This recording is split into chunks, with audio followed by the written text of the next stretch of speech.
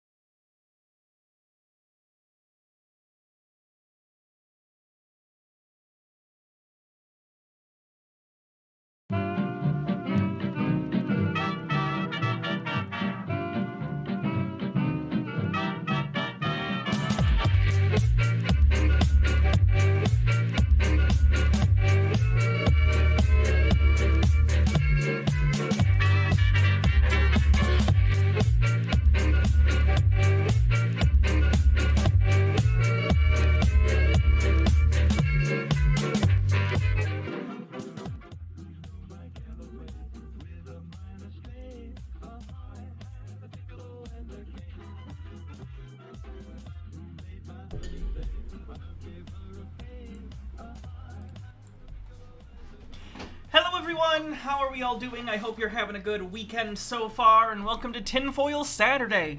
I know Baha was planning on doing our science stream tonight. Something came up though, unfortunately, so she couldn't today. We will reschedule that, and I'll let you guys know as soon as I can when that'll be. So I hope you're all doing well. Today I thought it'd be fun to have you guys participate in finding some new conspiracy theorists. Maybe just by giving me keywords or whatever to try and search on Facebook and Rumble and BitChute. You know, the normal places that the conspiracy theorists hang out. So, yeah, that's what we're doing today. I did pull up a few people, you know, just as fallbacks if we don't find anything interesting. But, I thought it might be a fun audience participation thing. We are on a hype train. 19% to level 1 on the hype train. I didn't plan on playing bingo today, because I'm pretty broke, so I can't do a bingo sub for anyone today. But either way, Racheology with 100 bits, Tucker White with 100 says, just when I thought America wasn't enough of a broken and diseased country, I see this shit, and it's the article about the person having to pay $250 a day for a prison stay. It's a whole goddamn thing. But that's not what we're talking about today. We're talking about conspiracies. Anonymous, thanks for 100 bits. Luca the Crow, thanks for gifting a sub. Neek with 45 bits says, speaking of conspiracists, let's hope Kiwi Farms gets taken down. That'd be nice.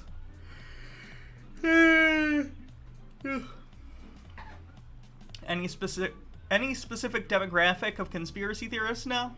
Whatever. Oh, Baja's okay. There's nothing wrong. She's good. She had to go, she's in lab right now. She had a thing she had to go to for work, basically. MW1642, thanks for 200 bits. Racheology with 100 bits says, hippity hip hype.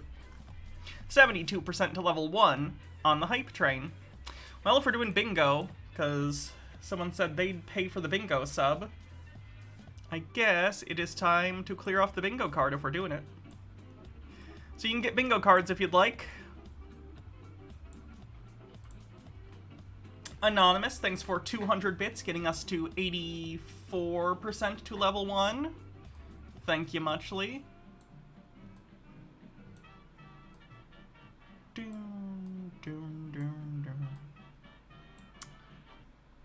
The Canadian Unicorn with 200 bits says, hype hype baby. 97% to level 1. Okay, cleared off bingo card. Oh god, I'm so tired.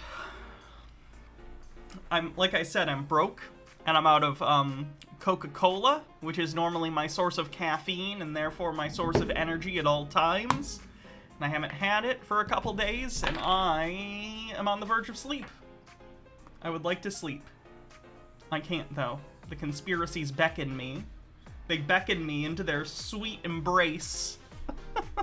Racheology with 50 bits says, tsk.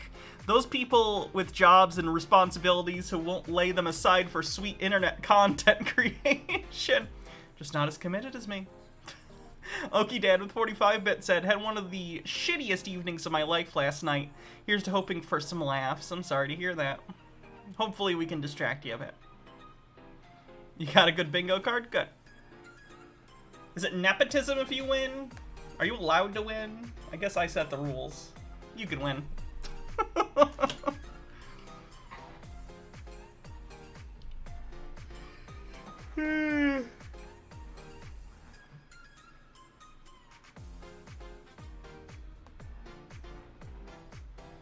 You wouldn't keep it? That's very sweet of you. 2% to level 2 on the hype. Dun, dun, dun, dun, dun, dun.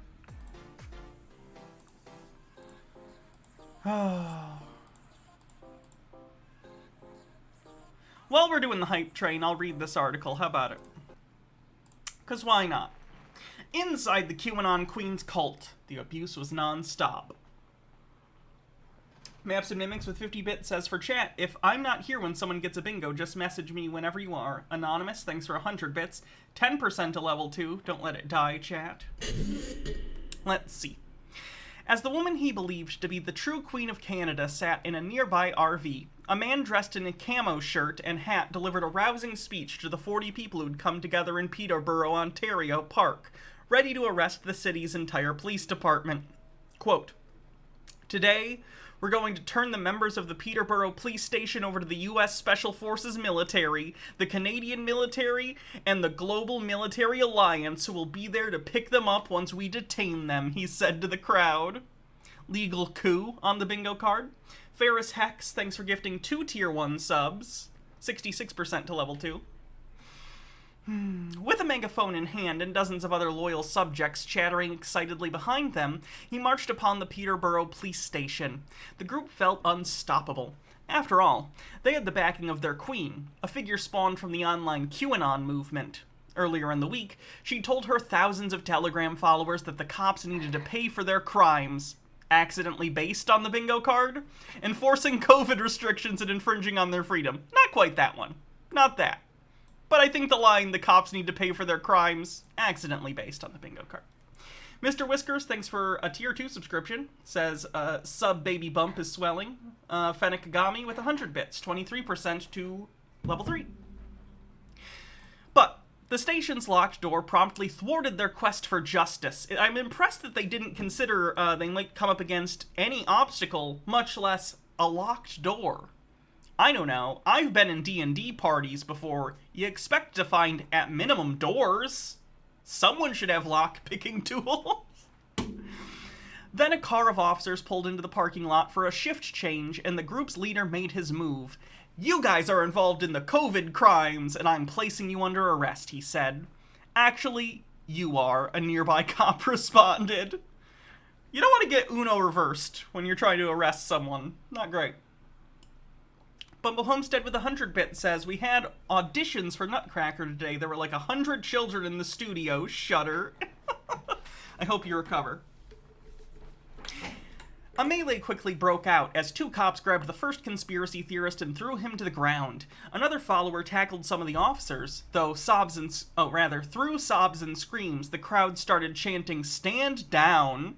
In the end, 3 people would be arrested, 2 of whom were charged with assaulting a police officer. The day marked a clear escalation for the so-called Queen and her followers, who had never resorted to violence for their sovereignty before, or for their sovereign before. Her military forces never did arrive. The Queen in question, Romana Didulo, is an internet personality who claims to be the one true leader of Canada, waging a secret war against a cabal of pedophilic elites, but her mythos has moved far beyond typical QAnon musings and into the truly bizarre. She now claims to be an extraterrestrial spiritual leader with access to secret New Age healing technology.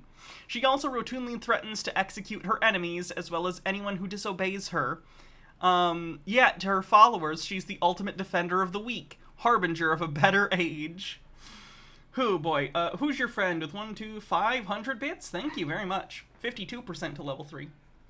Yeah, we haven't covered the Romana lady a ton. Hold on, I got some kind of... Oh! Who's your friend with $20 says, "Coke for the Coke Queen." Wait, that didn't come out right. Thank you. Appreciate it. Anonymous Cheer with another 100 bits. Wow, a $20 dono. That's always nice. I appreciate it. 57% to level 3. She is, I would say, one of the most dangerous QAnon influencers within the movement, if not the most dangerous. Alex Mandela, an associate analyst at Aletha Group, an organization that monitors disinformation, including the QAnon movement, told Vice News. Inevitable confrontation might end up becoming violent. She very much dehumanizes and desensitizes her audience to violence. That's actually very common in the QAnon community, is the dehumanization of enemies in order to justify violence against them, or things that would otherwise be considered grave injustices, like prison without trial, or being directly put into some sort of like military junta. You know what I mean? What they do is they'll call people in the early stages NPCs. You see this a lot with like online rhetoric on the right in general. 1 minute left on the hype train, by the way. 57% to level 3. Red Werewolf, thanks for 15 months with Prime. Now we're 80% to level 3 with a minute left. And then secondly, the reason it's not random that the QAnon cultists, the underlying belief is that there is a giant cabal of like pedophiles worshipping Satan and eating babies, right?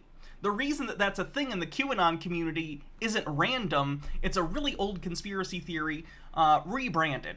Used to be called blood libel, an anti-Semitic conspiracy theory that basically posited that Jewish people, like, drank the blood of children. Of course, wholly untrue and bullshit. It's the kind of thing that people make up in order to demonize a group of human beings that they don't like or who are part of the outgroup. So, not uncommon. Same thing happened in Nazi Germany. The dehumanization of your political enemies is the first step in taking action to destroy those, quote, enemies. And in this case, the enemy, I guess, is everyone who doesn't want this one random woman in Canada to be queen? I don't know. Will I Am Not Okay, thanks for gifting 2 tier 1 subs, getting us over level 3 of the hype train. We're now on 34% to level 4. KR Goss with 200 bits, appreciate ya. Anyway, inspired by the anti-COVID trucker protests in Canada earlier this year, Didulo has been driving across the country in RVs since February, alongside a rotating cast of followers, and holding gatherings in department store parking lots. The, quote, mobile government, as it's been dubbed, can draw quite a crowd, as it did in Peterborough. Altogether, her fans across Canada almost certainly number in the hundreds. Online, she has tens of thousands of followers hanging on to her every word and showering her with adulation. And they've opened their purse strings for her. Within 2 months earlier this year, Didulo raised over $140,000 in donations, according to the document seen by Vice News. I'm in the wrong line of business. I should start a cult. Luca the Crow with 100 bits says, thinly veiled anti-Semitism on the bingo card? No, because they didn't say anything. So I wouldn't say that. That was just me explaining something. Sorry, just checking something. Okay. Offline, she has her staff, a group of about 12 people who've given up their day-to-day lives to travel with her. They wear matching uniforms, white shirts emblazoned with QR for Queen Ramana on the chest. The volunteers, who range in ages from 20s to 70s, chaperone her around. Didulo doesn't drive. They also expected to shop and cook for her. A former follower told Vice News that Didulo once woke her up at 4 a.m. to turn on her hotel coffee maker. That's reasonable. I feel like it'd be even quicker to just do it yourself. You just flick a switch. Put some water in it. I don't know. Anonymous, thanks for 100 bits. 43% to level 4. Is this about that lady that fooled so many people into not paying bills? Yeah, I'm actually not sure if this article is going to go into it, but one of the things that she had done recently was tell a lot of her followers, I hereby make every utility free. All your water, your electricity, your gas, it's all free. And the people who believe she's actually the Queen of Canada stopped paying their bills. Many of them are getting their power and water shut off. Some of them, I heard of at least one, who's getting their home repossessed because they stopped paying their mortgage. It's real bad. There are a lot of really gullible people out there, unfortunately. MH Darkbeast with 100 bits says, howdy Hannah, sharing the love since someone donated to my GoFundMe, so how about we tackle the infamous children's book from Laurie McBride? No, we can't. We tried to. There's literally illustrations of buttholes in it. I cannot. It's inappropriate for Twitch. I wish, though. Okie Dad says, well, she did declare it. So, 49% to level 4 with a minute left. Save the train. Save the train. Publicly funded utilities would be based. I agree. I wish that's how it worked. I don't need people making profit off that shit. People should make fair wages for the work they do, but I don't need random investor class pieces of shit just making money off me paying for electricity for no reason, for no work.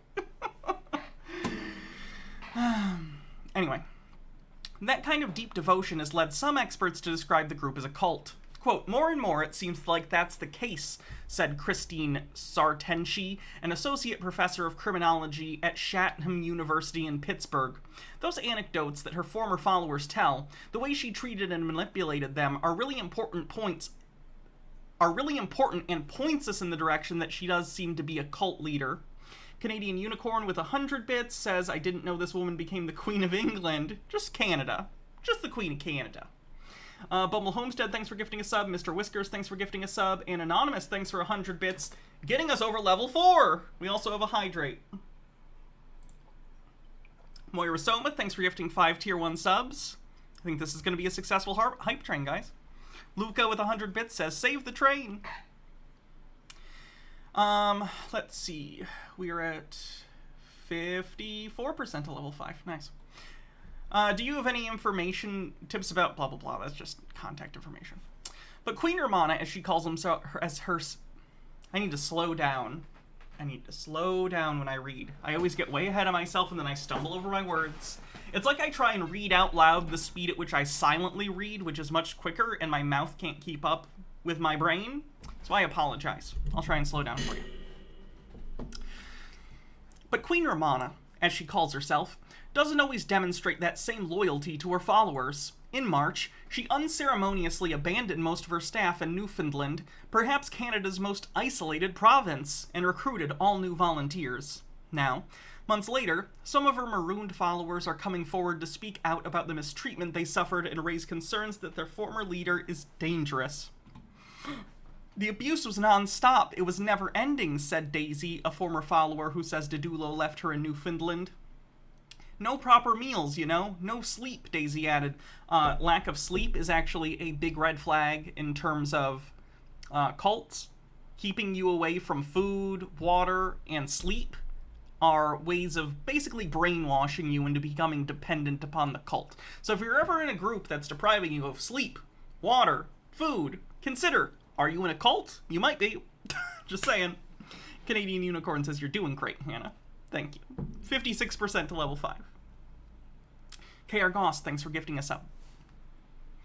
Daisy said she lost 10 or 15 pounds during her time with Didulo. Probably not the diet program I'd go with, but that's just me.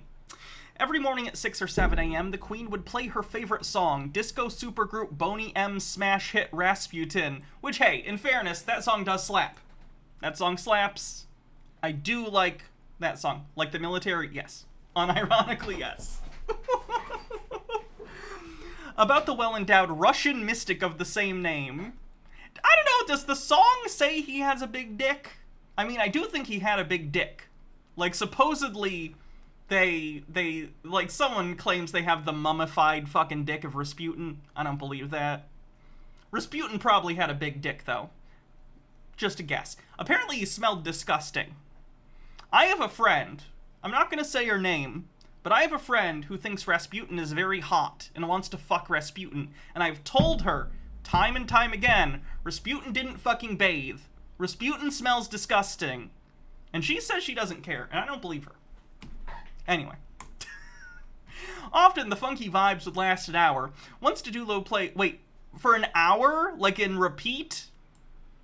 Often the funky vibes would last an hour. Once Didulo played Rasputin for the entire duration of a 10-hour drive while her staff just sat and listened.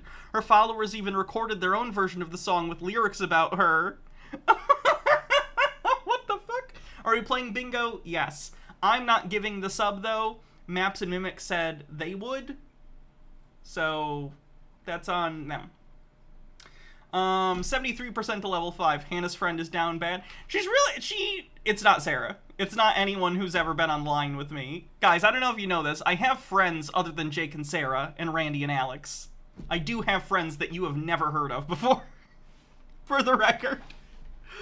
But yeah, that's interesting. Anyway.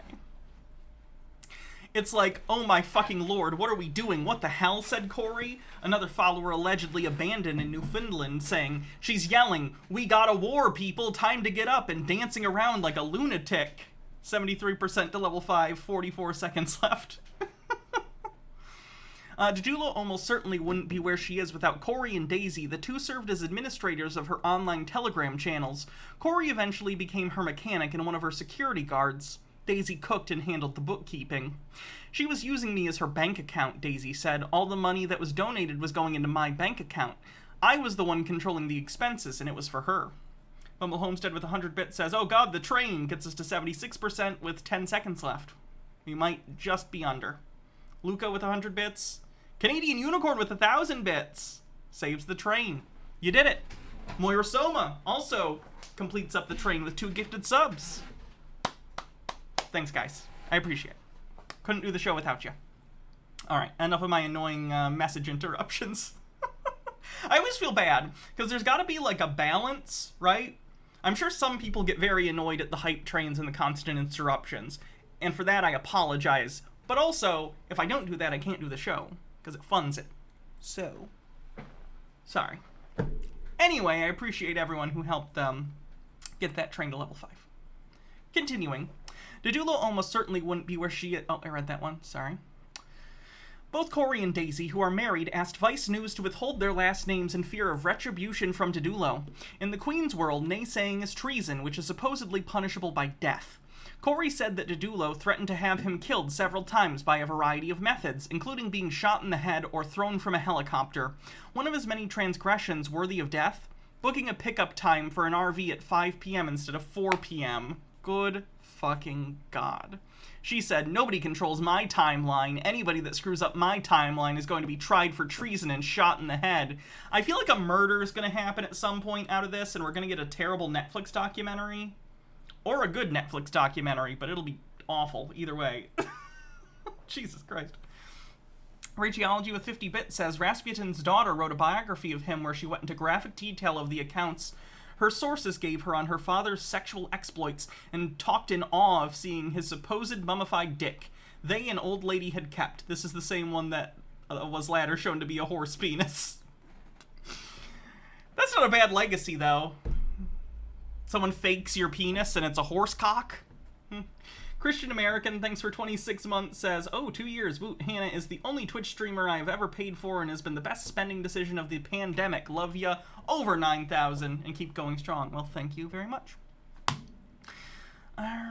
Didulo's history before becoming queen remains relatively unknown. She said she came to the US from the Philippines as a young girl with her uncle. Then, in the early 2000s, she presented herself as an online entrepreneur and started and closed several corporations that apparently never did much business. In one live stream, she said she used to be homeless and slept on the floor of her friend's nail salon.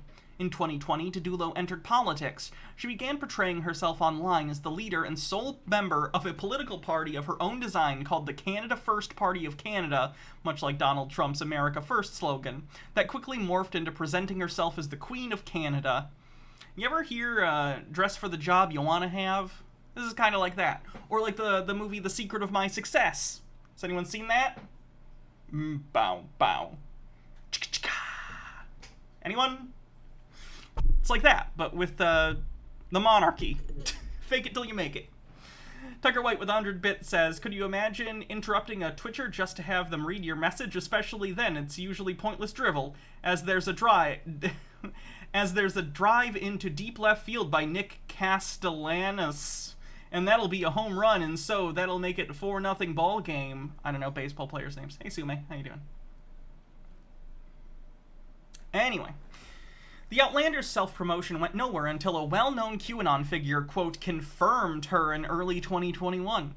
At the time, the titular Q, who drops clues for the community on 8kun, had disappeared, and Didulo stepped into the power vacuum. In a matter of months, her popularity exploded. She continued to grow her following by making violent threats against politicians and people giving COVID vaccinations. To this day, her followers routinely celebrate secret executions they believe have happened. I can't think of anyone necessarily who's quite like this, who's intertwined so many different ideas, like these fantastical ideas mixed with QAnon ideas, Sarteshi said. In some ways, I'm not surprised, because I think if you believe in one conspiracy idea, I don't think it's a stretch that you might believe in others. That's very true. The biggest comorbidity of conspiracy theories is other conspiracy theories. If you buy into one, you're going to buy into others.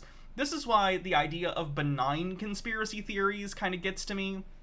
Whenever the discussion of conspiracy theories come up, and I think I've even voiced this a few times in jest, tongue-in-cheek, like, I miss when conspiracy theories were just about Bigfoot, right? Now, conspiracy theories have always had kind of an underpinning, to an extent, of bad shit. And if you start believing in something that seems benign, like the Loch Ness Monster, or Bigfoot, or whatever, you're going to be more inclined to be listening to people in spaces that are going to push you towards less benign conspiracy theories. JFK assassination, New World Order, 33, oh, Freemasons, blah, blah, blah, blah, blah. It just builds and builds and builds. So, if you ever see someone getting into conspiracy theories and it seems a bit innocent at first, probably intervene, because your best chance of stopping it is before it takes root. Because once it's in there, very difficult to change people's minds. Rageology says, I'm the queen of my apartment, and my royal command is more cheese. Eats the cheese I just got from the fridge. Ha! My power and majesty is infinite. How many times has Hillary been secretly arrested according to QAnon so far? Are we counting her clones, or just the OG? Just the OG Hill Dog? At least 5. Didulo once urged a group of her followers to attack and kill people facilitating COVID-19 vaccinations when she gave the go-ahead.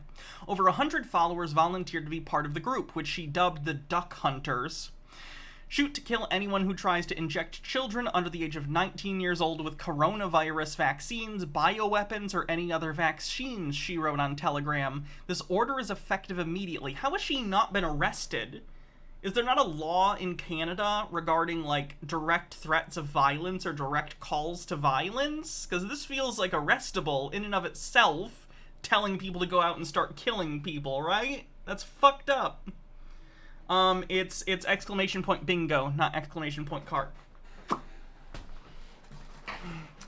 The plan caught the attention of the Royal Canadian Mounted Police, who sent her for a wellness check. Although she was eventually released, one of her followers in Quebec was also arrested after allegedly threatening to shoot up his daughter's school for offering free vaccinations. No charges have been filed. That's a mistake. There are, but our police and justice system sucks. Maybe we're not so different after all, Canada. You do get healthcare, though, so still think you win. That all changed when the truckers began to occupy Ottawa with vague demands that Canada's freedoms be returned and COVID restrictions be lifted. Didulo saw their popularity and decided to take her life offline. But she needed the help of the people who moderated her Telegram channels, her most trusted allies. These people would become her first, quote, staff, and none were more important than Corey and Daisy. In late January, Corey and Daisy picked Didulo up from the room she rented in a house just outside of downtown Victoria, British Columbia. The couple described the room as filthy and full of stuff like storage space. We went up there and then she told us, oh, don't call me queen right now because everybody here knows me as Romana and nobody knows that I'm living a double life, Daisy said. It's like Hannah Montana, but with more murder, more threats of murder than Hannah Montana. You got the best of both worlds. Chill it out, take it slow.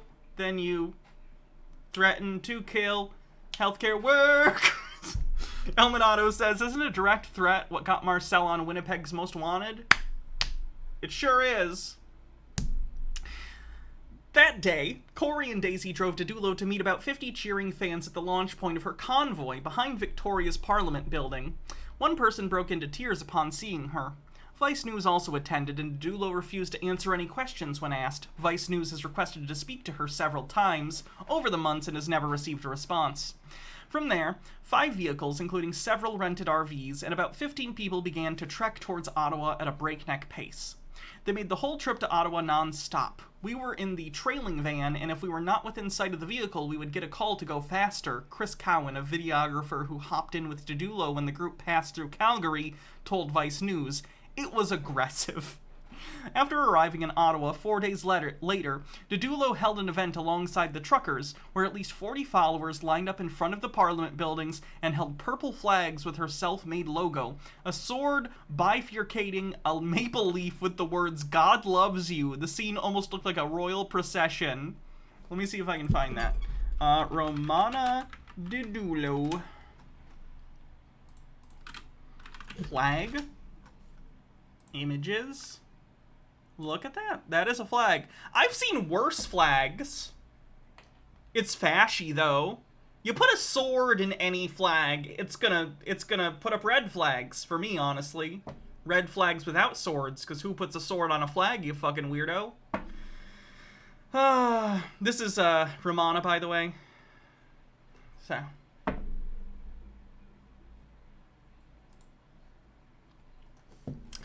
During her speech, Didulo... One sec.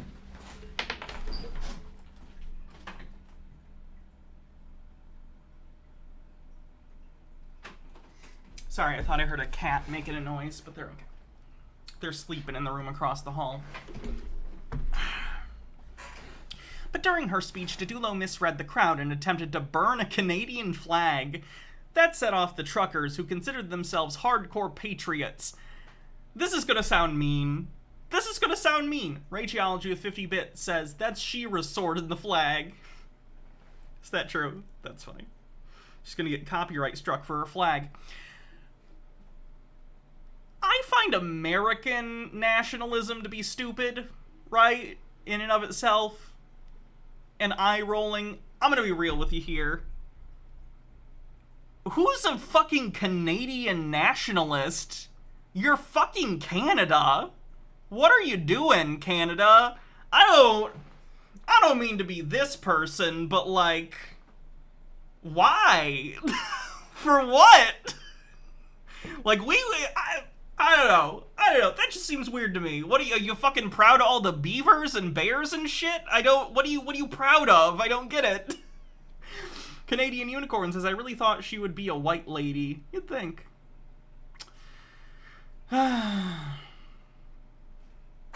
Anyway. In response, Didulo turned on the truckers. She immediately posted several videos to Telegram ordering them to go home and accused them of being in the pocket of George Soros, the Chinese Communist Party, and the New World Order. New World Order on the bingo card, and everything I don't like is communism on the bingo card. Or calls something communism, and it isn't. It's on the bingo card somewhere. The ancient royal families, White Hat Military, Global Alliance, Galactic and Intergalactic Alliance Federation of Worlds of Light Beings have been working for thousands of years to free planet Earth. And suddenly you say, truckers, free the world, she wrote? Get your head out of the toilet bowl, eh? But Didulo's wrath isn't just directed at her political enemies. Her staff was also routinely punished. Cowan told Vice News that Didulo once told him he was lucky to be alive after he took one of the group's RVs to pick up electronic parts and dinner without the Queen's explicit permission. You can't split up the convoy, otherwise our military is going to shoot you, Cowan said, Didulo told him. The next day, he and a few who'd gone with him were, quote, relieved of duty. The driver, she was crying. She was in tears. She really thought it was her destiny to be there. I felt so bad for her. It was sad, he said. Then, when Cohen took back his personal equipment the convoy was using to produce the Queen's telegram videos, Didulo accused him of hijacking the RV and kidnapping several of her staff members. A reminder, Didulo wrote shortly after on Instagram, in the Kingdom of Canada, treason equals death penalty. She shared photos of Cowan along with his phone number and social media profiles. She called him a, quote, deep state agent infiltrator and implied he was a devil worshipper. Satanism and deep state on the bingo card. God damn! We're gonna get a bingo just from this fucking article.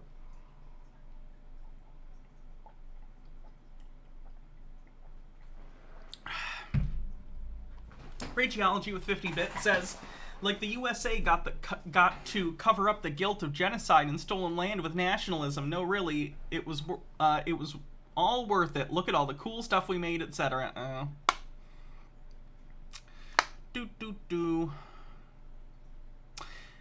He will not survive what's coming, one of the Queen's followers wrote in response. Fan of Satan and a traitor, wrote another. Maybe he should be first to hang publicly, for the other traitors could see what to expect. I didn't answer a single phone call, but my phone was constantly blowing up with telegram messages and text messages, Cowan said. Then a few people found my personal Facebook page and commented Okay, what for? Oh, picture? Then a few people found my personal Facebook page and commented randomly on some posts. One of them, like a 60-year-old woman, looks really nice, and she was like, you will burn. Rageology with 50-bit says, like the USA, they got to cut... I just read that one. Sorry. Her followers think that's what I needed, said Cowan, who left the convoy after that. Like, these people are brainwashed. Takes one to know one.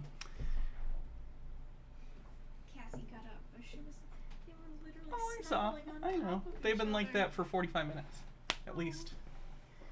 Hi, everyone. Look who it is. It's Baha.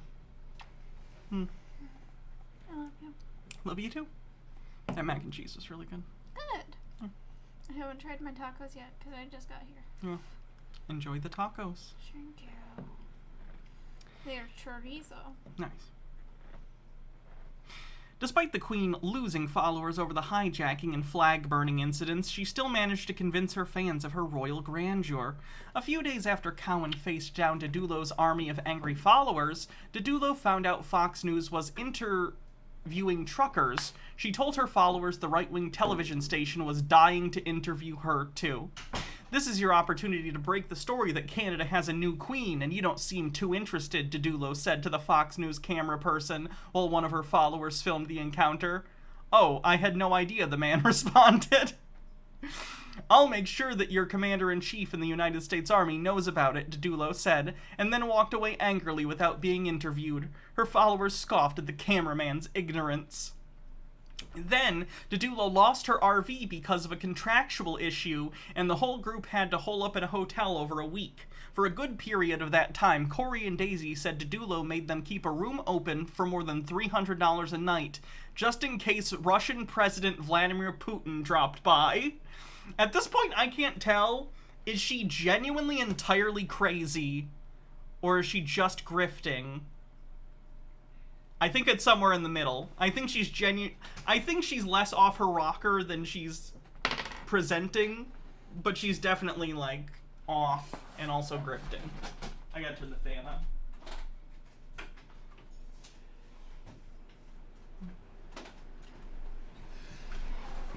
Hope that fan noise doesn't pick up too much. I invite President Putin to join the NATO alliance to continue... What? We didn't get to the part about super soldiers now. I invite President Putin to join the NATO alliance to continue to preserve peace and prosperity around the world, she said in a Telegram live stream from one of her hotel rooms. I welcome you to the Kingdom of Canada. She would later claim that Putin gifted her an autographed watch. That's a weird lie! Who autographs a fucking watch? Where do you autograph a watch? Like on the bottom side? It's gonna get rubbed off from it rubbing on your wrist. On the outside? On the band? Where would you sign a watch?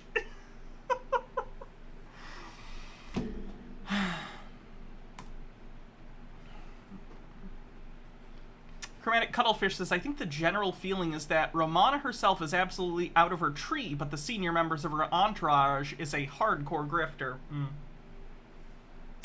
After that, Didulo's convoy rented RVs from private owners and decided to tour eastern Canada. But Corey and Daisy's time with the group came to a furious end a few weeks later in March in Newfoundland. Murmurs of discontent were already brewing amongst her staff, according to Corey and Daisy. They were tired of driving long hours and being forced to do Didulo's bidding 24/7.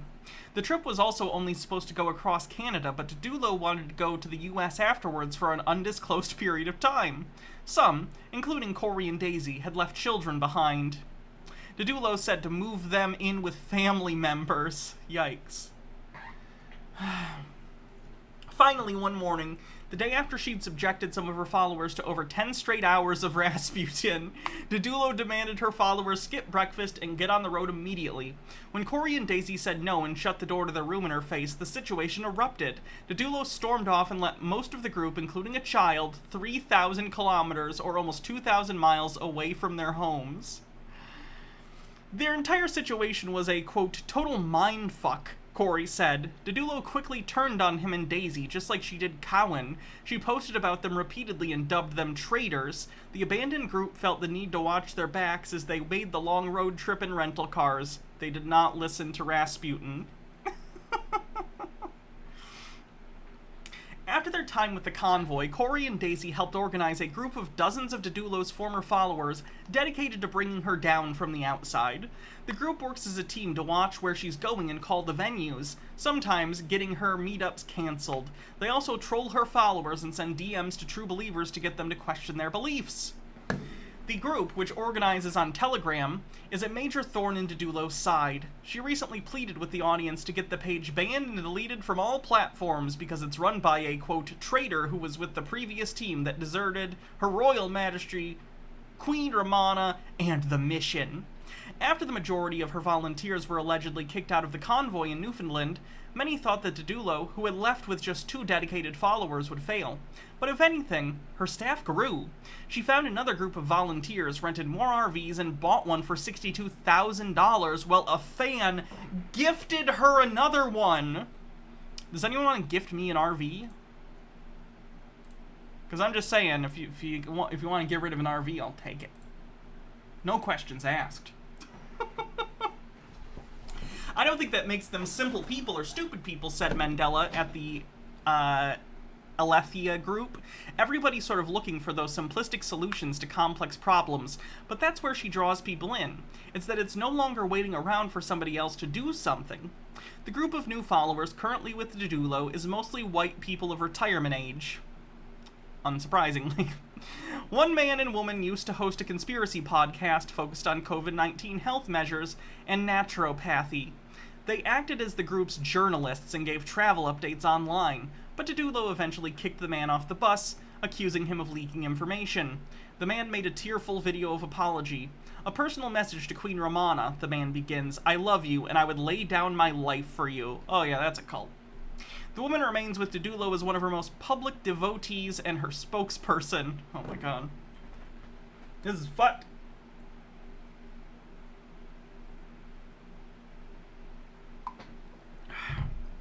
Diane Benscoder, a former cult member and the founder of Antidote.ngo, which aids people in deprogramming and returning family members or friends, said that the incredible political strife of the past few years and the proliferation of the QAnon conspiracy has allowed groups like Didulo's to flourish, and this one specifically has many markings of a cult. Ben Scouter is currently helping several people who have loved ones following Didulo. It's horrible. It's like a form of death, but they're still there, so the person that they were is just gone, and they've become this person that's hateful and spiteful and arrogant and spend all their time, every waking moment, listening to this stuff online, said Ben Scouter. It's just so hard for people to deal with this. While all the touring appears to be feeding Didulo's ego, it's also allowing her followers to network. They'd previously organized regional chat groups to send out bogus cease and desist letters regarding COVID-19 to a plethora of people, including, but not limited to, politicians, businesses, teachers, fast food workers, soldiers, journalists, and gas station employees. In several cities and towns across the country, groups of dedicated followers now met to discuss Didulo and other conspiracy theories. I need to claim to be the queen of something before I get those sweet RVs. I am the queen of... I can't say a dairy product that I want to, because then you'll get a free bingo space. I'm the queen of playing hundreds of hours of Fallout 4 while also hating Fallout 4. Okie Dad says, as a diversion from the insanity in this story about Canada's wannabe queen, enjoy a clip from one of my favorite MSTK3 shorts ever.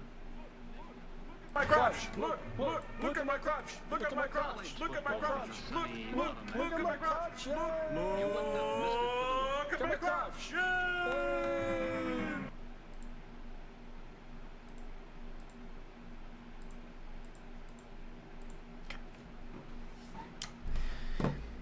Well, all the... No, I read that one.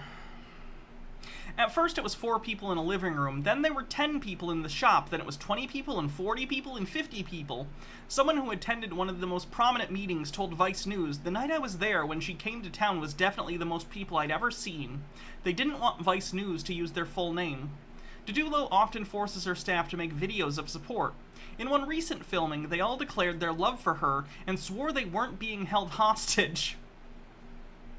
Cult says they're not a cult on the bingo card, I think. It's close enough. Didulo often forces her staff, blah blah blah, I read that one. In another, some of her followers broke down crying while talking about how much they loved her. Multiple people said they used to feel like black sheep, but now they feel accepted. It's almost surreal. I don't feel like I'm here in some ways, but I am, said a woman named Mary, Didulo's current chief of staff, in a video. It's so touching to be chosen out of 38.3 million people to be here. I can't express my gratitude. I couldn't be more blessed, Didulo's way of... blissed, Didulo's way of saying blessed, to be here with everyone on this whole team, she continued. But other followers don't seem to be enjoying the rule of the queen. It is what it is, one recently wrote in the response to a follower saying how painful and isolating being in the movement is. My family won't talk to me anymore, so I just send my heart out to them and keep detachment for now. Ooh. Cult. Luca the Crow with 100 bits says, Hannah is the tinfoil queen. Long live the conqueror of the Reynolds trap. Thank you. In addition to causing emotional damage, Didulo's decrees have also gotten followers into serious financial trouble. After she declared utilities free in Canada, many of her subjects stopped paying those bills. At one point, Didulo even wrote a post instructing her followers how to remove utility companies from their online banking payments. Many of her followers incurred late fees or mounting debt, and some have had their power cut off. My lovely neighbor told me all about you and our decrees. Her power and gas have been shut off for a couple of weeks now. I've stopped paying mine as well. One follower wrote her, will these reconnections be done sometime soon? It's very hot here, and I worry about my neighbor's health. Good lord. So when does this road trip end? Perhaps never if Didulo has her way. She has a staff, thousands of online followers who will harass people in her honor, and hundreds meeting her in department store parking lots to worship her. Like any good monarch, she's starting to colonize. Didulo has now crowned several royals in other countries, like Austria and the UK, and even named an Arizona man King of the Kingdom of America. Though she's already feuding with him, recently she declared herself Queen of the World. The only visible leader on this planet is Her Royal Majesty Queen Ramana, period, and that's a mic drop, she told her followers in a Quebec campground. Oh my god. Well, that's awful. I hope this is all put to an end before anyone truly gets hurt, because I feel like we're right on the cusp of that. I'm surprised no one's gotten hurt yet. Sky Comet 00, thanks for 19 months, says, hey, how you doing?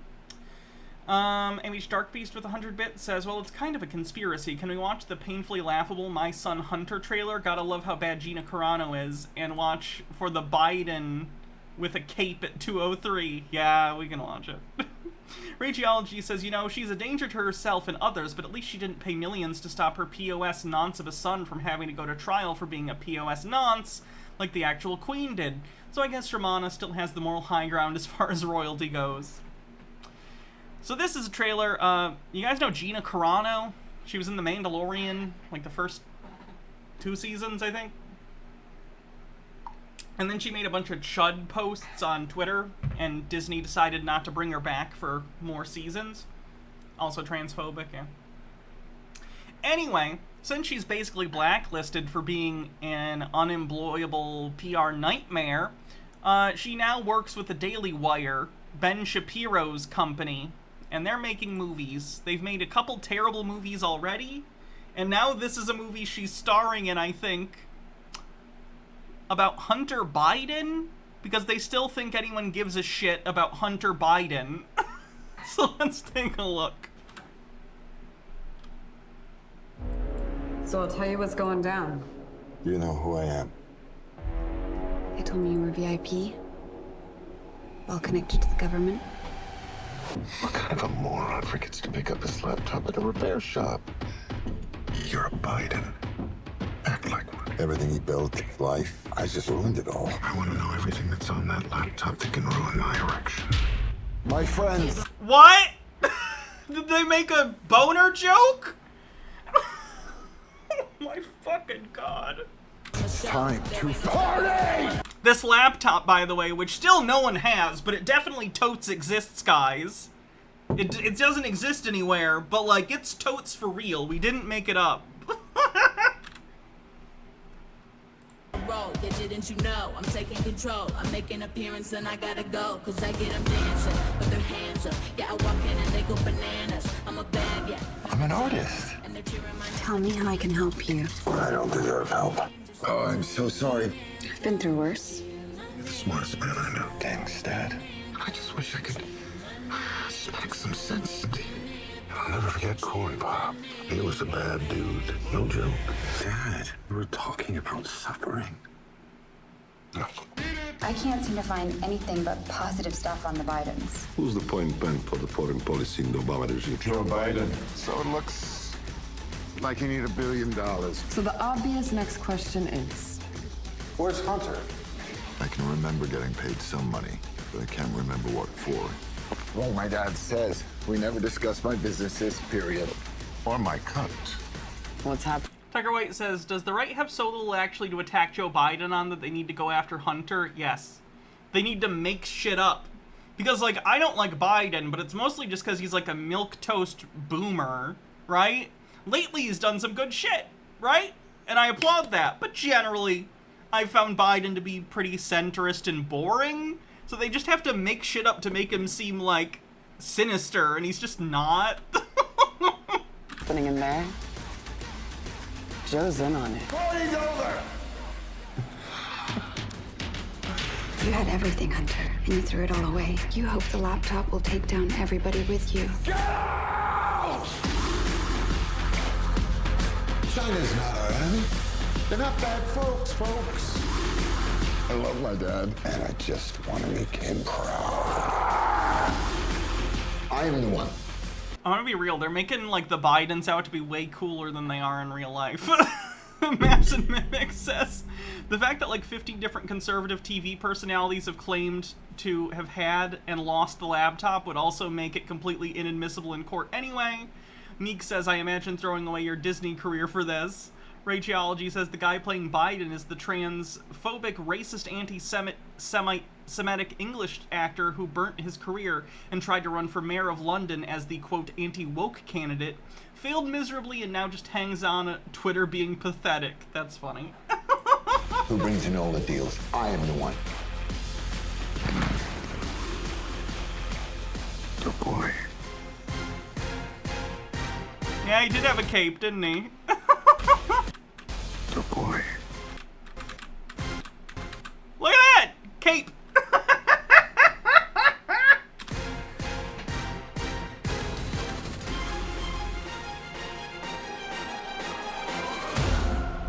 Wow, that looks fucking terrible. Imagine being an up-and-coming, like... an up-and-coming star on one of the biggest streaming services, like the biggest show on one of the new biggest streaming services, and your career's about to be launched with a spin-off, and you fuck it up and you wind up in this piece of shit. That's so funny. Keirthan says the real Biden had a cape, maybe he'd be half as rad as Republicans think he is. Do I think they could sue for slander? No, probably not.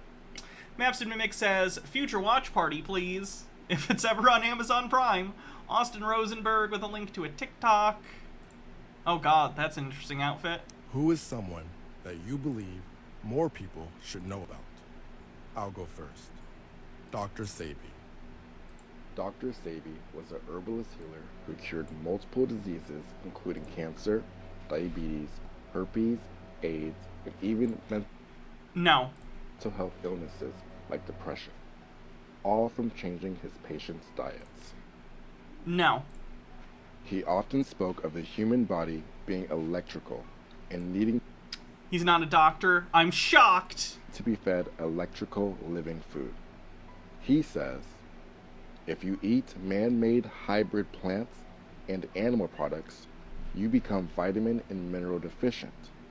You start building up excess mucus, and your body becomes acidic, the cause of all disease. Yeah, that's not true. He has a famous list of Alkaline-approved foods that many people follow when they shop and cook. This lifestyle is now... Wow, what a grifter. Okie Dad says this TikTok is totes true, you guys. He's wearing a fancy hat. ...now called the Alkaline diet. Dr. Sebi has worked with many celebrities, including Lisa Left Eye Lopez. The best part is she had a chance to shut up and redeem herself. Pedro tried to reach out to her and educate her on not being transphobic, and she just doubled down on her shitty opinions. Yeah, I think Pedro has a sister who's trans. So Pedro tried to, like, explain to her, and she was just still a cunt. Like, okay.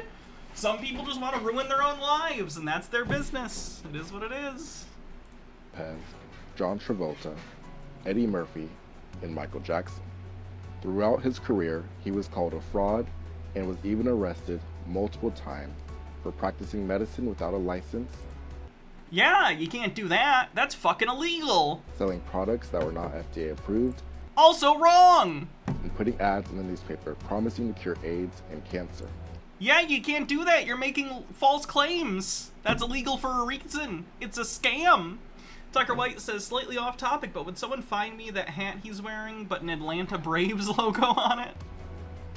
After every arrest, he was let free of all charges, and he even went on to win a case against the New York Supreme Court, where he brought in over 70 patients who provided proof that they were cured from an illness by Dr. Sebi. He went on to heal many more people with his knowledge in herbs all the way until his untimely death.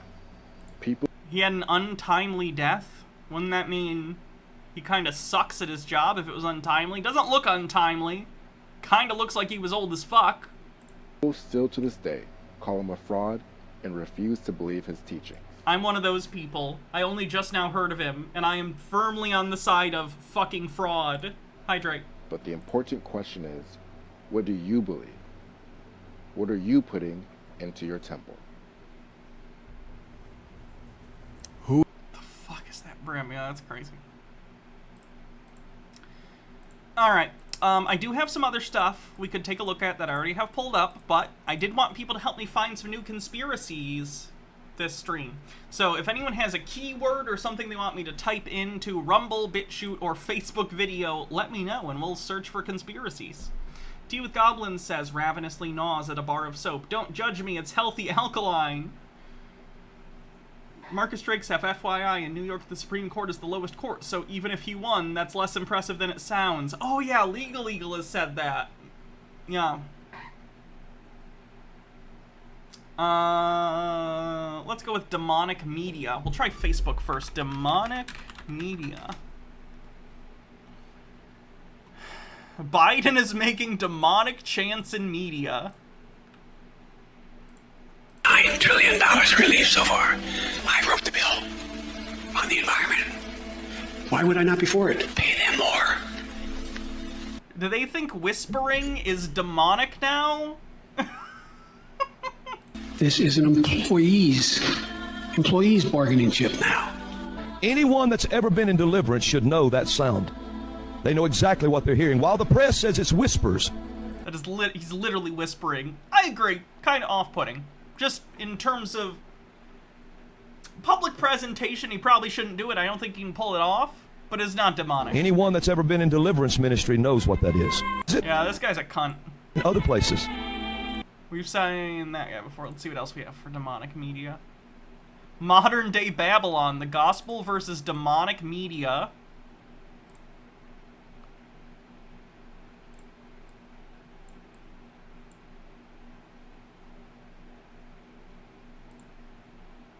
No, that's not what I wanted.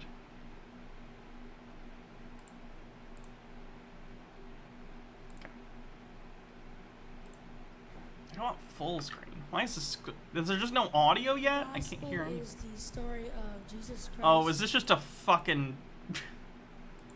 I don't want a whole sermon. Yes. Yes, this one. And Martin? Yeah. Hi, I'm.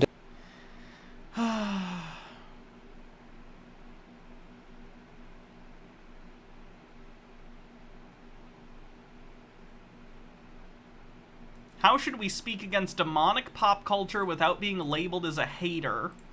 This question is for... Tea with Goblins with 50 bits says, I think I sent you a link a while back for William Bay, a thoroughly cooked doctor who has had his medical license revoked for his anti-vax nonsense.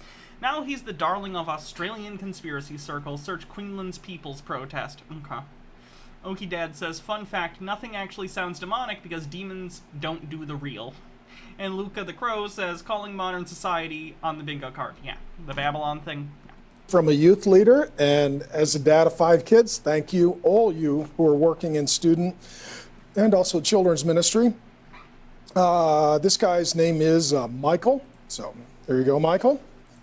He says, I'm part of a closed group on Facebook meant for evangelical youth leaders, and recently I read a post from a youth leader who asked the question, which was essentially, how does your church guide young people regarding Billie Eilish and her awesome music? Eilish? I'll just tell you this. Eilish. Billie Eilish. I got a 4-door vehicle. My bangs have gone home to be with the Lord. I'm knocking on the door of 50. I'm beyond the halftime of my life. I have no idea who this is. Maybe they're cool and I'm not. That's probably the case. Goes on to... Any plans on getting the Fold 4? No. I usually do every 2 or 3 years. I just got this last year. So. Bittergrin says, more like Billy Hellish. Plus, there's not really that much upgrades to the Fold 4. I don't see the need. I don't get phones just 'cause. I get them when it's been long enough that I think my old phone is slow and I need a new one or whatever. Say, I know it's not Christian, but I don't think it's that bad.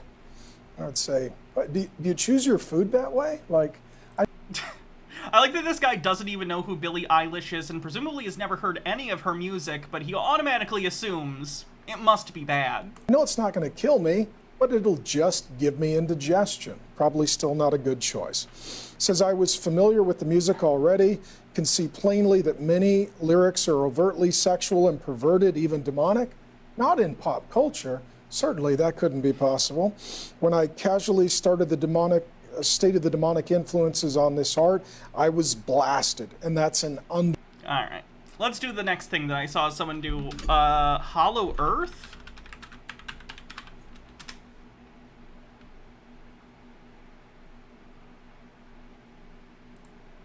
Humans are a funny species. We investigate the depths of space and spend trillions searching for habitable places off-world, along with trying to find ways to get there. Oh my god, this is from Spirit Science. We know Spirit Science. I don't need to watch that. How about this one? Who's this? It's loud.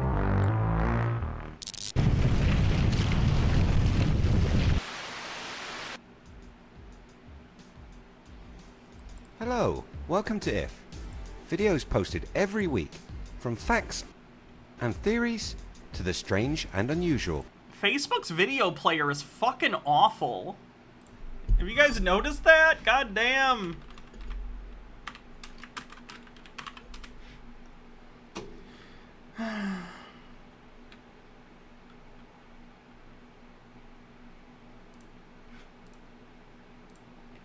All right, welcome everyone. Welcome. We are going to be watching a documentary today.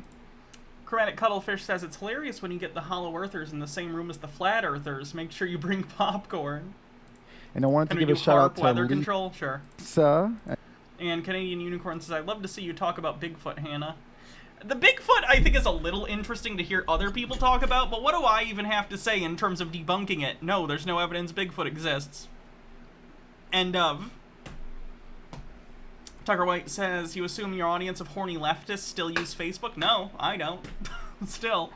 And Machiavelli from QWO, they were the ones that shared this documentary with me, and I just wanted to give my hat tip and say thank you. And this documentary is going to be focused on the Hollow Earth theory and, you know, a little bit digging down the Antarctica rabbit hole. And if you guys aren't aware, on February 8th, 2022, where do penguins live? In this video, we did some digging in this theory. And for me, it's really interesting going, you know, digging down this rabbit hole. And I think this documentary, it puts a lot of, it's just, I think it's really well done. Where's my well done sound effect? Outstanding. Well done. Yeah, I think it's really well done. They put a lot of information together in a concise way, and it's just, I don't know, I thought it was really cool. So what we're going to do is the documentary is hosted on Tubi.com, and I am not familiar with this service at all. I actually had to do some, I just did some, I just did a quick search and was reading a wiki page on Tubi. A wiki and, page? I guess Fox News owns this, you know, this network or whatever, the streaming service. So, yeah, I'm not familiar with this service, but what I'll tell you is I was able to watch, and I'm pretty sure you guys will, hopefully it'll be the same for you guys, but I was able to watch this whole documentary without having to register or sign in. And well, that's just a guy talking about a thing. Tucker White says the answer to where penguins come from.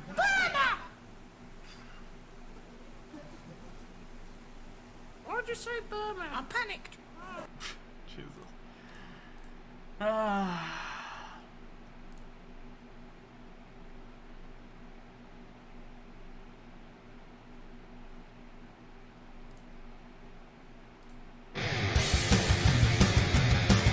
Yeah, I have, and What the fuck?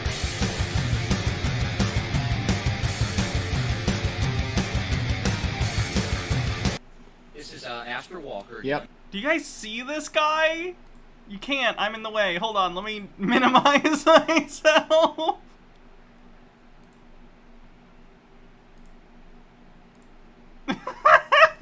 Have you ever Umatza, thanks for 10 months. heard of Operation High Jump? yeah, I have, and I went ahead and captured that phrase. This, of course, this had something to do with was it Antarctica? Yeah, Admiral Byrd. Yeah, Admiral Byrd, of course. It's This is supposedly where he discovered the Hollow Earth. Indeed. Operation High Jump. United States Navy Antarctic Developments Program 4647. I didn't know it was that late. It was after World War II. It ended. I guess I thought it was because he went down there in the 20s, I believe. He was famous for flying a bunch of planes, did a bunch of exploration. His name is Sleazy Martini. Yeah, I'll do it. I think. Oh, he's actually in the band Guar.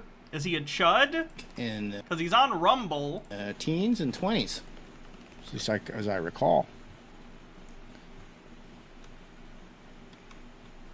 Let's see if it brings up any conspiracy theories. His diary is what we're looking for. His diary. They were very horny women, these purple-eared Antarctic hollow earthers. Alright, I think I'm done with Guar guy. How about this guy? This guy is a... What do they call it? Basically, he thinks, well, let's just watch it. We'll just watch it. I'll let you guys see as we watch it.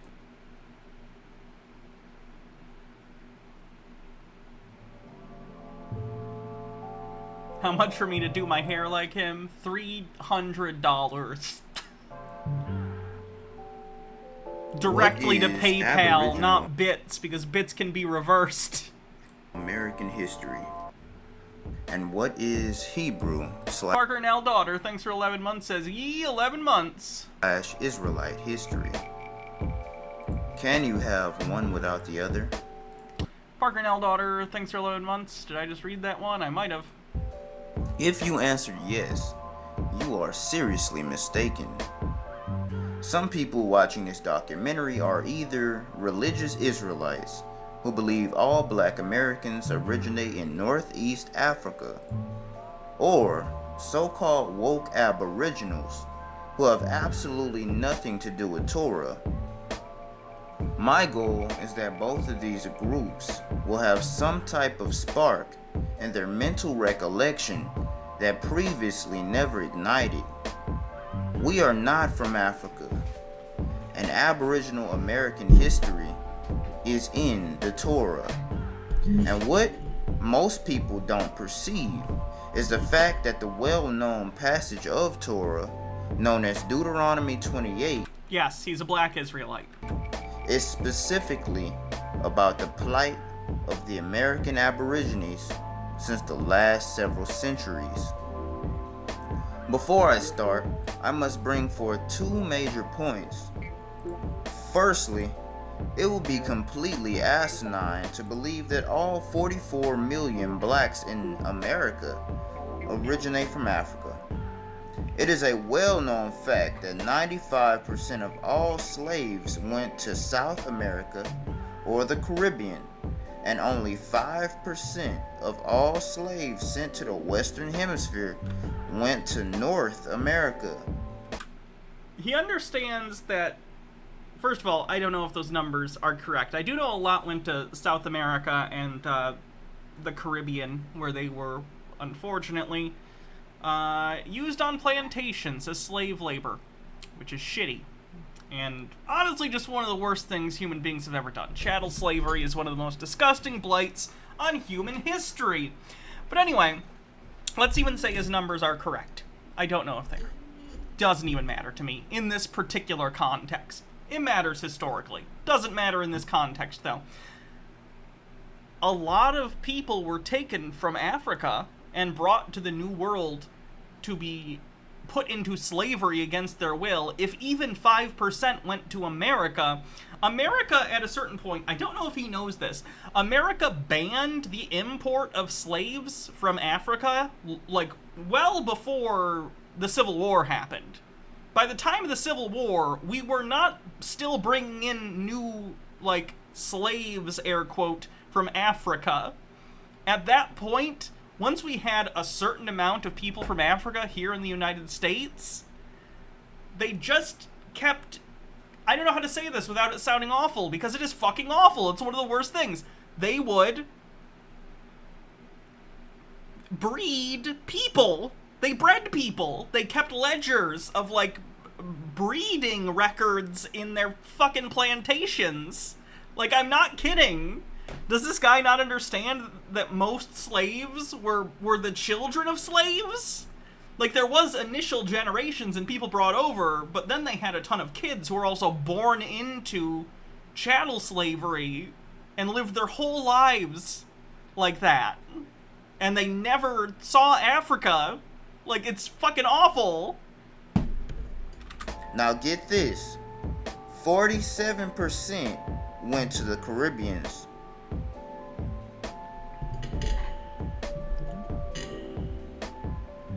But the real Wait, you said 95% went to South America, and then you said 40% went to the Caribbean. That's not even close to matching up. You can't add 40 to 95% and have it equal 100%. Shocker is, there are more blacks living in North America than all the Caribbean islands combined. Okay. Do you know how population growth works? And according to the 2017 census, the total U.S. black population is 44 million. And the total Caribbean population is also 44 million. But considering the fact that not all... He thinks the Caribbean is part of South America?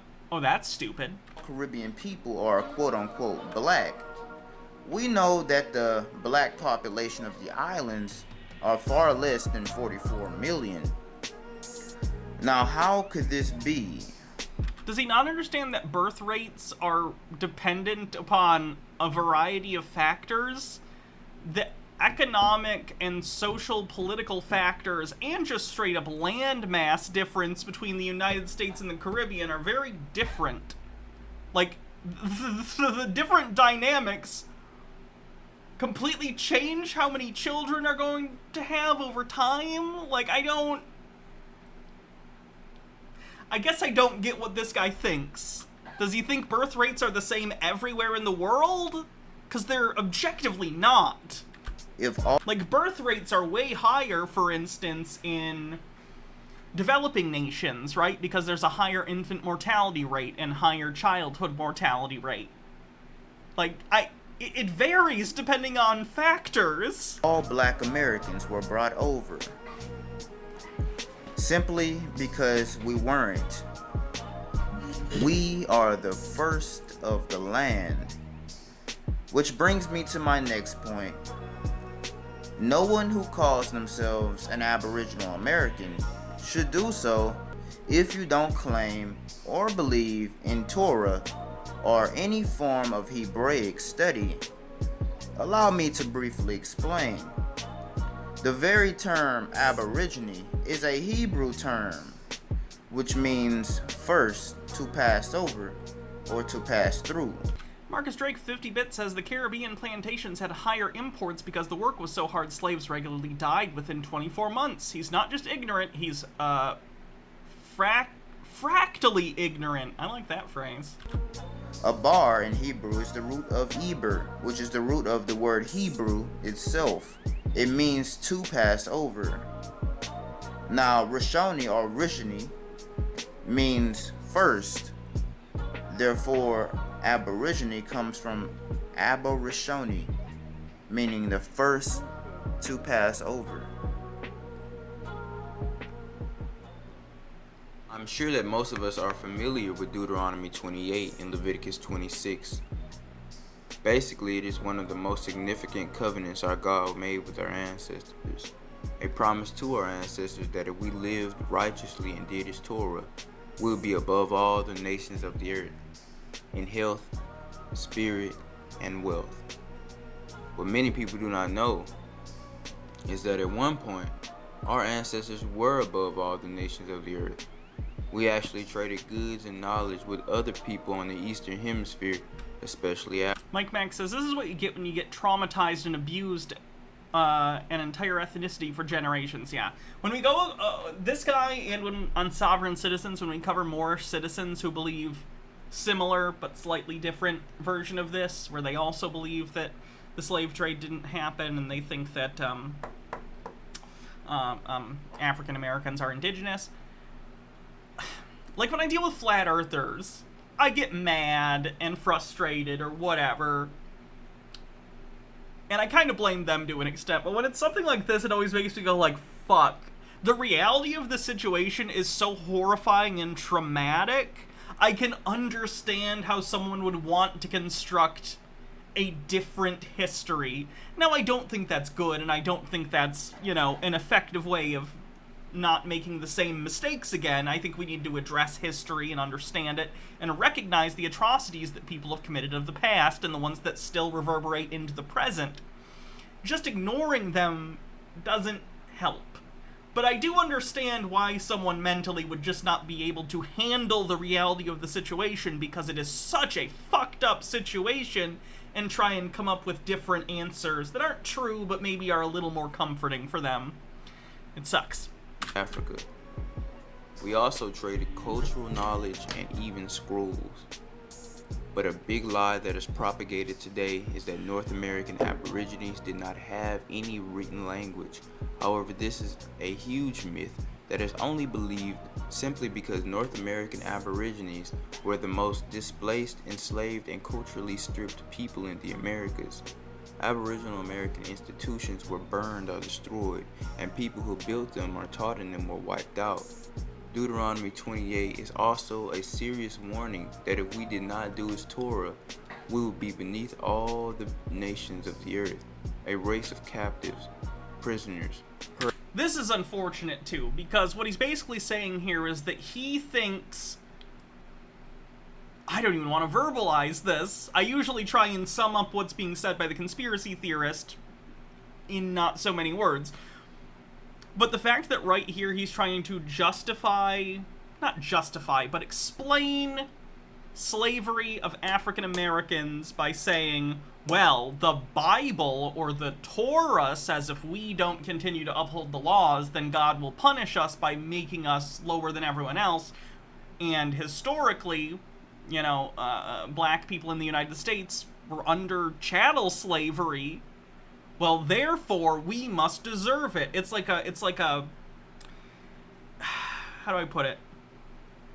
It's like someone in an abusive relationship who psychologically copes by thinking, well, I deserved it. You know what I mean? I had it coming. I'll just be better next time. It's not good. Chromatic Cuttlefish says, like the Jews weren't oppressed enough to start with. Yeah. Prey and they spoil. And the only way to break this curse will be to turn back to the laws of the Most High. This is the thesis of the chapter, Deuteronomy 28 and 43. The stranger that is within thee shall get up above thee very high, and thou shalt come down very low. Because the people who are high in the earth today, the so-called white man that is above all the earth, at one point was the lowest people in the earth dwelling in caves. And the people who are at the bottom of society today, the so-called Negroes, at one point were literally the highest people on the planet. And the minute we went down, they went up. And the minute our ancestors fell, the white man rose. Now, what most people don't realize about Deuteronomy 28 is the fact that it is an organized chapter broken down into several sections, 7 to be exact. Disease, oppression, land ruination, theft, distribution, desperation, and confusion.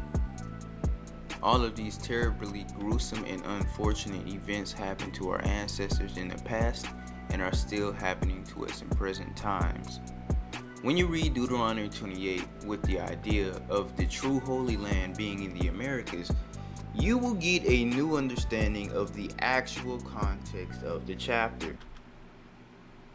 He also thinks that the United States is biblical land. Gotcha. We're doing bingo, but it's kind of casual bingo. I'm not paying for a gift sub. Someone else, I guess, is. I think it was Maps and Mimics. The chapter Night Ray Geology talks about our land experiencing immense drought, turning into dust, our plants not growing, our olive trees not giving fruit to eat. Is that where the Mississippi River goes? Hold on.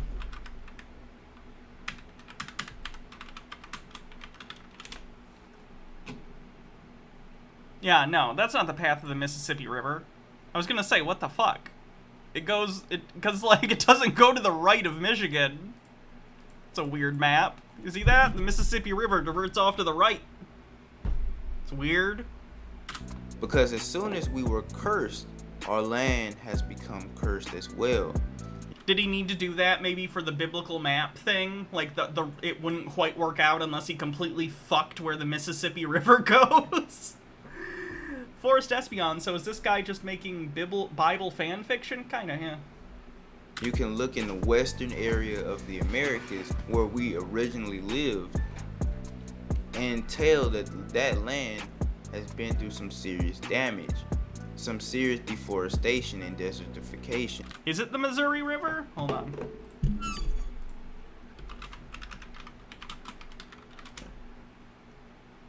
No? That's in a completely different place.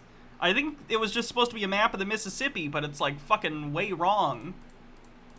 Not only that, but that Chromatic Cuttlefish says Republican Mississippi diverts to the right. that area has a type of olive tree known as the desert olive tree, which at one point in history was used as food, but now it's not. The purplish black olives that grow from these trees have adapted to a desert climate and now do not produce as much oil as they once did. These fruits are still edible, but their taste is bitter and dry. These are the curses of land ruination. Deuteronomy 28 and 23. And the heaven that is over thy head shall be brass, and the earth that is under thee shall be iron. Verse 24. Hayah will make the rain of thy land powder and dust, from heaven it shall come down upon thee until thou be destroyed. Verse 40. Thou shalt have olive trees throughout thy coast, but thou shalt not anoint thyself with the oil, for thine olive shall cast its fruit. Most true Hebrew tribes found in North America lived on the north and east coast, ranging from the south all the way to the northeast. There are some Hebrew tribes in California as well, but these tribes were dispersed either due to natural migration, which was caused by famine and desertification in the Okie Dad says, well, he's got us there, guys. It's in the Bible. land, or because of the Mongol invasions from Siberia. I'm sorry, what? Which was prophesied to happen in Ezekiel 30. You think the Mongols invaded America? Holy shit. And 39. I'm be honest, if that happened, there would have been a huge Mongolian population in the United States, because I know one thing, Genghis Khan liked to fuck, okay? Genghis Khan fucked. There would be nothing but Genghis Khan descendants on the west coast if that were the case. A lot of Israelite tribes that were in the southeast, however, were already there because of the Assyrian captivity, which the northern kingdom never left. If you are familiar with my channel, you know that Assyria was actually an ancient... Yeah, see what I'm saying? Okay, I think what's happening here is he's saying that the Mississippi River is the Euphrates, which in reality the Euphrates is a river in the Fertile Crescent, along with the Tigris, and they are very famous rivers because it's basically where civilization, as we know it, began. Also mentioned in the Bible, mentioned in Genesis, actually, when they're talking about two rivers. And he's trying to bring it up to the right, I think, in order to make it go by Babylon, where in real life, Babylon, I think, was near the Tigris and Euphrates River, along with Sumer and Akkad and stuff. So I think he's just moving it and saying it must have moved to where it is today later so he can justify this bullshit map. I think he changed the course of the river on the map, is what I'm saying, in order to more closely resemble a biblical description. Can we get a cleanse after this, Gina, or that sweet butt song? Sure. D with Goblin says, Mongols taking over America? Yes, we con. And Okie Dad says, I just looked up to verify, and 1 in 200 men can be traced on the Y chromosome to be direct descendants of Genghis Khan. Yeah, the man loved to come. Like, that dude was nutting in people more often than Elon Musk, okay? Just saying. Genghis Khan had a breeding fetish. An American empire, which ranged... Prove me wrong, historians, you can't. ...from the southeast area of the United States and stretched all the way beyond the Great Lakes. And Babylon was an empire that ranged north and east of the Great Lakes. Therefore, it is obvious to conclude that not all of these people are Israelites. In fact, most of them are heathenistic people. Different tribes got dealt with differently by the oppressors. But just because not all American Aboriginals were Israelites doesn't mean they were safe from the European invaders. Numbers 24 and 24. And the ship shall come from the coast of Chittim, and shall afflict Assyria. Hermetic Cuttlefish says Babylon was between the Tigris and Euphrates. It was the capital of Mesopotamia, which literally means between the rivers. Forrest Espion says, Hannah, maybe add those to your list of top 10 most ridiculous conspiracy theorists. Oh god, top 10 most ridiculous conspiracy theories. Watch Mojo. See, you could go to the big box YouTube channels like Watch Mojo and get mass-produced content about conspiracy theories, or you can come down to Granny Hannah's Conspiracist stand down at the farmer's market, and I'll bring you hand-picked conspiracy theorists from all around the web, okay? I've curated these with love, okay? So. And shall afflict Eber, and he shall also perish forever. Chittim is a Japhetic father of the Dorian and Mycenaean Greek and Roman empires in Italy, which later spread to the coast of Portugal, Spain, and Britain. This prophecy is saying that the people from Europe would send ships to Assyria and afflict them, and make Eber, also known as the Hebrews, perish forever. In the chapter of Deuteronomy 28, there are key words which hint at our land being in the Americas. Rin says, if you're a granny, what does that make me? You're only a few years older than me. Like a cool aunt. You're someone's cool aunt. Americas. For example, Deuteronomy 28 and 36. Hayah shall bring thee and thy king, which thou shalt set over thee, unto a nation which neither thou nor thy fathers have known. And there thou shalt serve other gods, wood and stone. If our home was in the Middle East, we would know who the Europeans are, because ancient Greece was only a boat ride away from modern day Israel. But the Europeans had to be a people that we never knew, us nor our forefathers. Verse 49, Hayah will bring a nation against thee from far, from the end of the earth, as swift as the eagle flieth, a nation whose tongue thou shalt not understand. In this scripture, the Most High makes it plain and simple that the nation who he sends against us will come from the opposite end of the earth. Like I've already said, modern day Israel is not on the opposite end of the earth from the Greek and Roman Empire. They are actually neighboring locations. Okay, but they didn't know that at the time. To them, the whole world was this. They didn't know about the other side of the earth. Jesus fuck. Harold Elbowman IV says, I agree with you, Hannah. It's a reasonable and logical consequence, but a delusional false history for your personal peace of mind in a hostile world is a luxury that, as an oppressed people, we cannot allow ourselves. So this annoys me even more than sovereign sits, because their delusions are pretty much pettier by comparison. Sorry about the length, it's fine. I'll see and raise this. Oh god, what's this?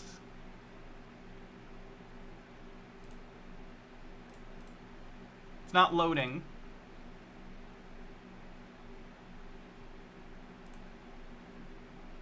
Yeah, that page doesn't load for me at all. Hydrate. I gotta go get some water. For the hydrate. Verse Here, 50. back. A nation of fierce countenance, which shall not regard the person of the old, nor show favor to the young.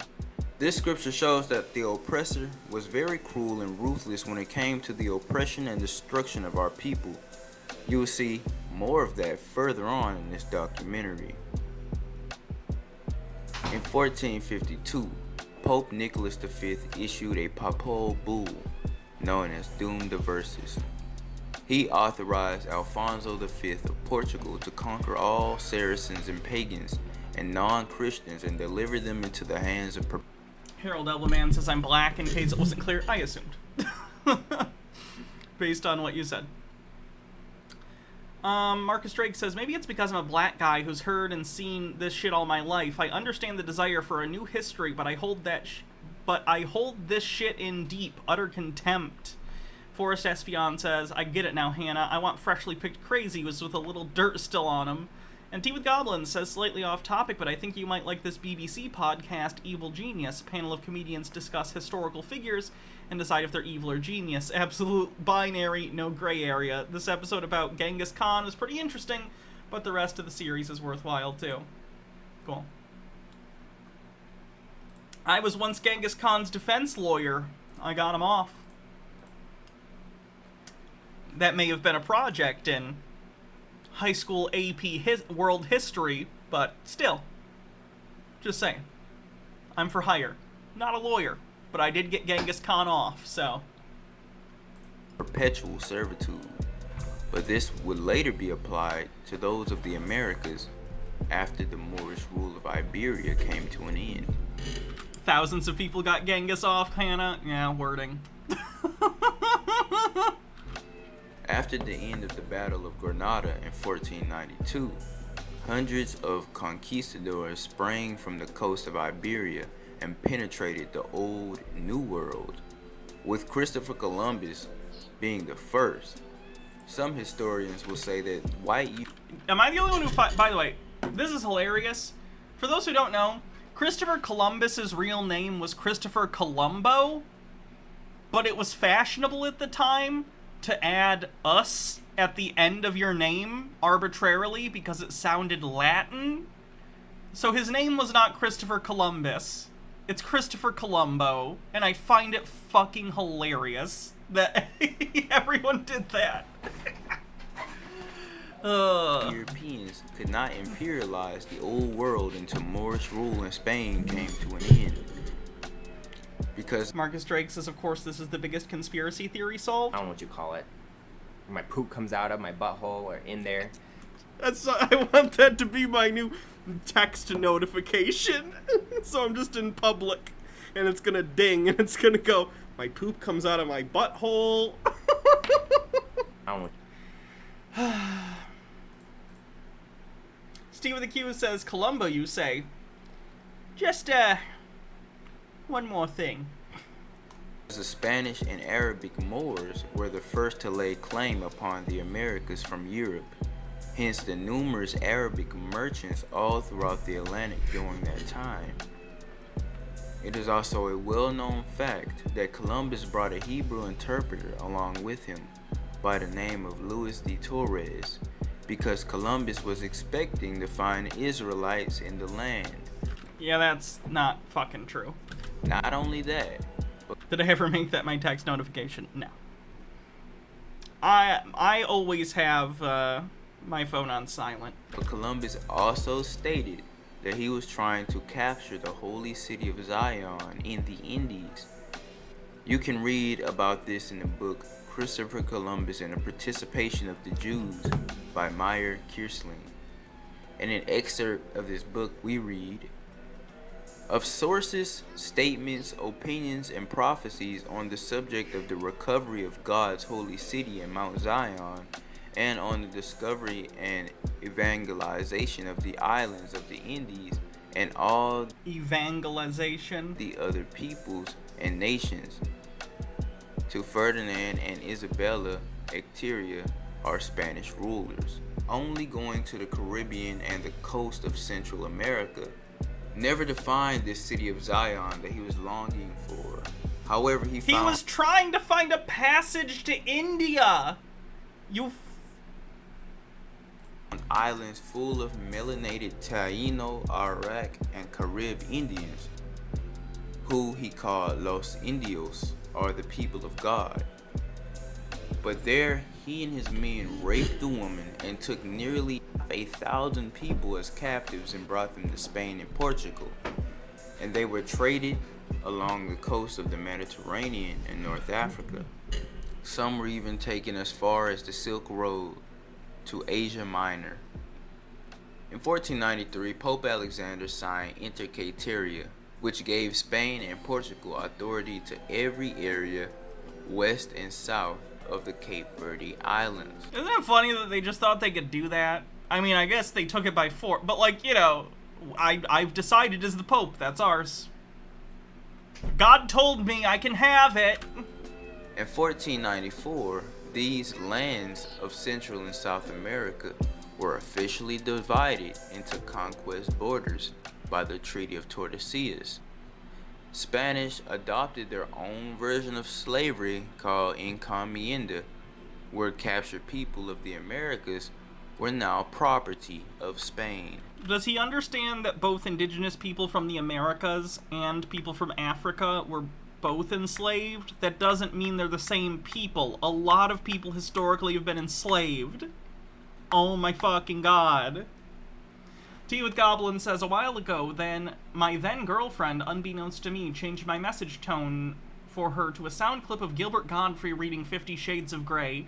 There I was in line at the bank, and she messages me, treating everyone around me to the sound of Godfrey yelling, "Stroking the front wall of my vagina!"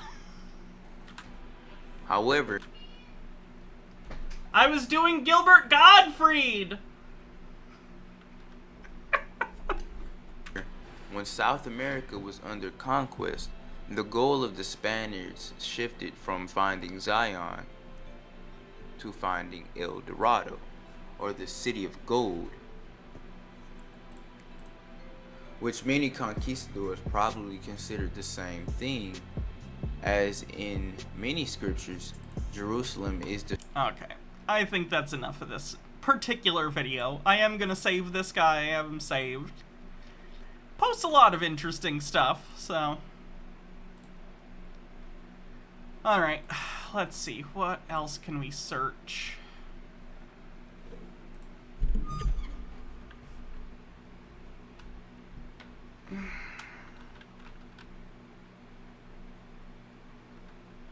Turpentine cure? I know there are people who have taken turpentine. Did I spell it wrong? I must have.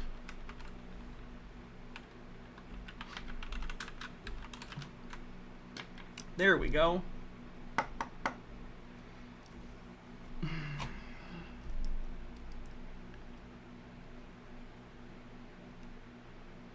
Yikes. I don't know if I want to play this shit. Owen Benjamin on using turpentine to cure homosexuality.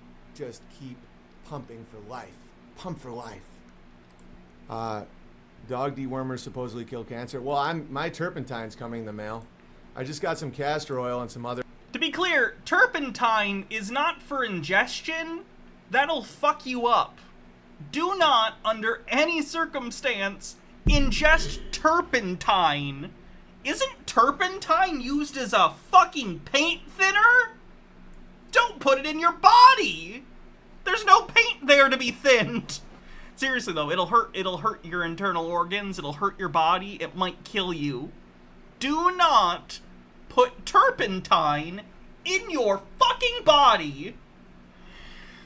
Honest Noir says Homer Simpson voice. It's paint thinner. Plain old ordinary, lethally poisonous paint thinner. They're like... That was a terrible Homer Simpson. Okie Dad says, so what you're saying is I should drink some paint first. I don't think you should drink anything that you shouldn't imbibe. Water, that's fine as long as it's clean. Soda, you're golden. Anything that comes out of a tree other than maple syrup? No. Logarth says, well, they're not wrong that injecting turpentine will stop you from being gay. It'll stop you from being a lot of things, like alive. God. I'm not going to endlessly talk about it. I just ordered turpentine. I'll be formulating some internal dispersal tech. All right, so anyway, turpentine possibly cures gay. Oh, you can't cure gay. Yeah, you can. You'd be looking to diatomaceous earth, great for animals and people, kills the worms, natural plant pesticides. Well, if you're looking to kill the gay, I get an email, quote unquote, turpentine cured me from being gay. Weird title, I know, but I had to get your attention somehow with this.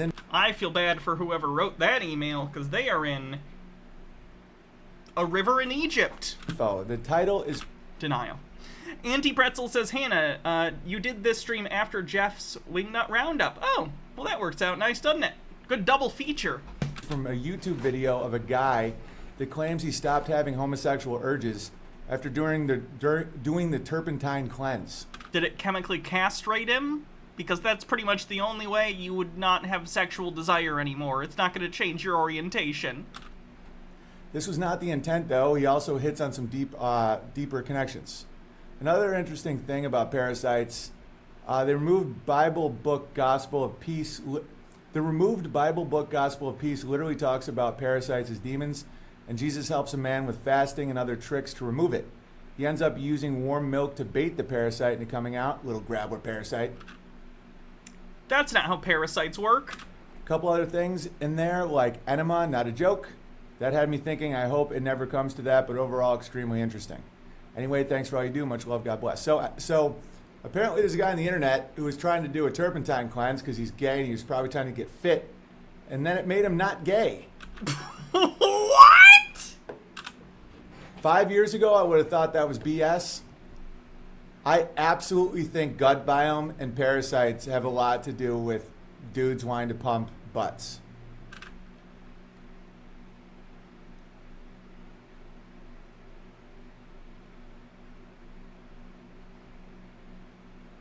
There are worms that like sugar. There may be worms that just love semen. Right.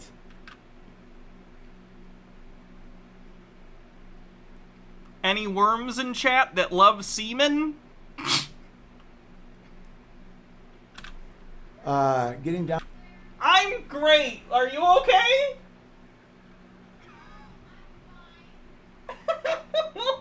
Are you watching? Or are you just hearing me from down there? What? Okay. Down to the root of things. Yeah, dude, turpentine killing parasites will make you not gay anymore, potentially. My turpentine's coming.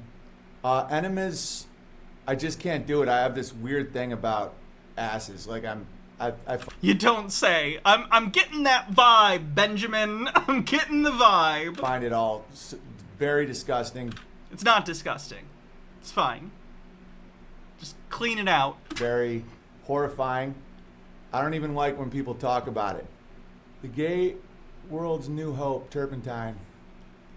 Don't put turpentine in your anus. Good call, good time, sword bearer.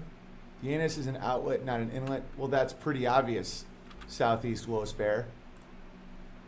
With enough lube, anything is possible, Benjamin. Wait, what do you do with the turpentine? You eat like a... Wait, what the fuck is this link written? Many people oh shit, this guy slammed me and said I should get off of it. One guy wrote me and told me he wasn't going to send me any more offerings until I stopped talking about semen in Starbucks coffee. I told him to keep his offerings. But at any rate, the semen is another kind of milk. It's something that's produced by the testicle glands of a man. People tend to like milk that's produced by the mammary glands of a woman.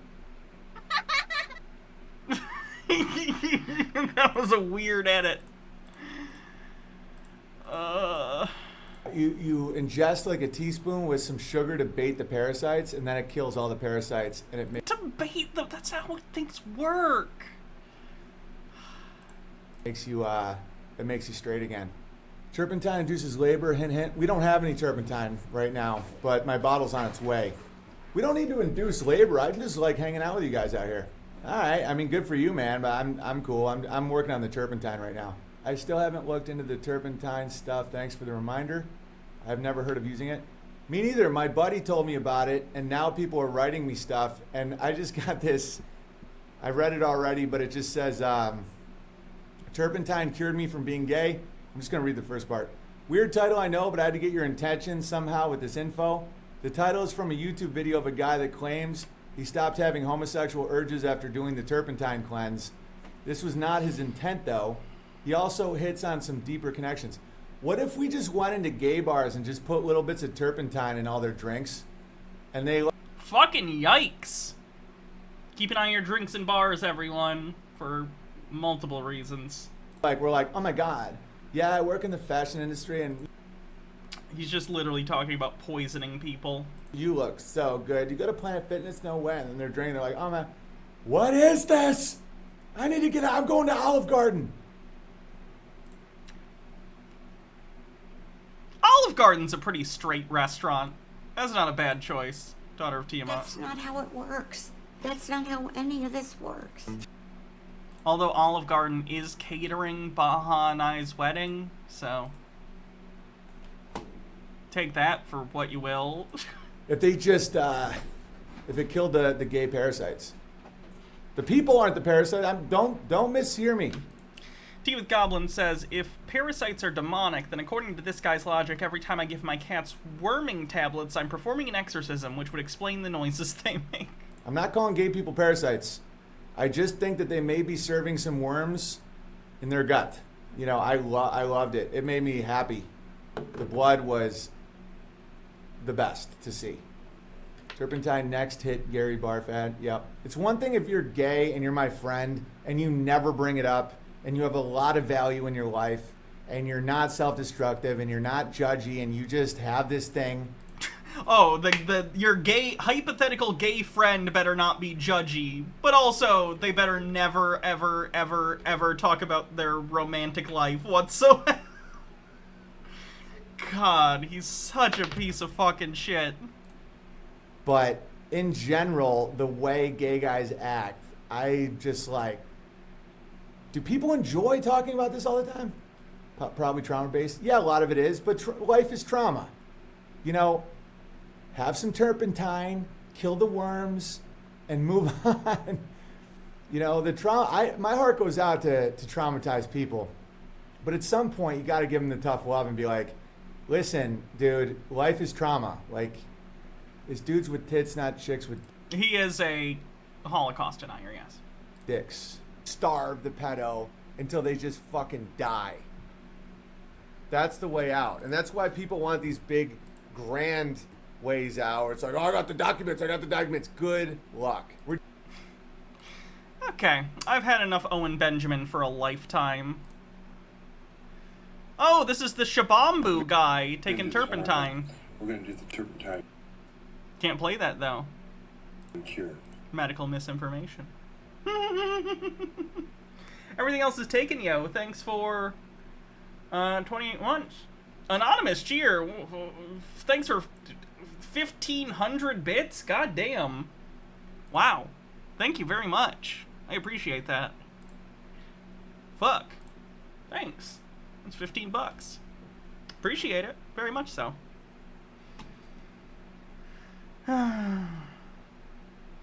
Alright, let's see. What other conspiracy stuff do we have? How about where we go one, we go all. That's a QAnon thing. We've seen Fall of the Cabal. God, why are so many conspiracy videos fucking 12 hours long? I swear to God, right-wing people say we don't fucking have jobs or have anything else to do, but then you look at the conspiracy videos they watch and it takes like a month to watch them.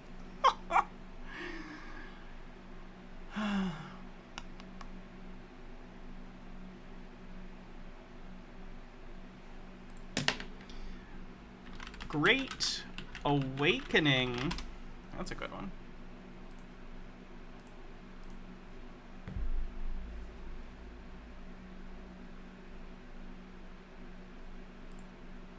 There is so much. Oh, it's David Icke, the anti-Semite.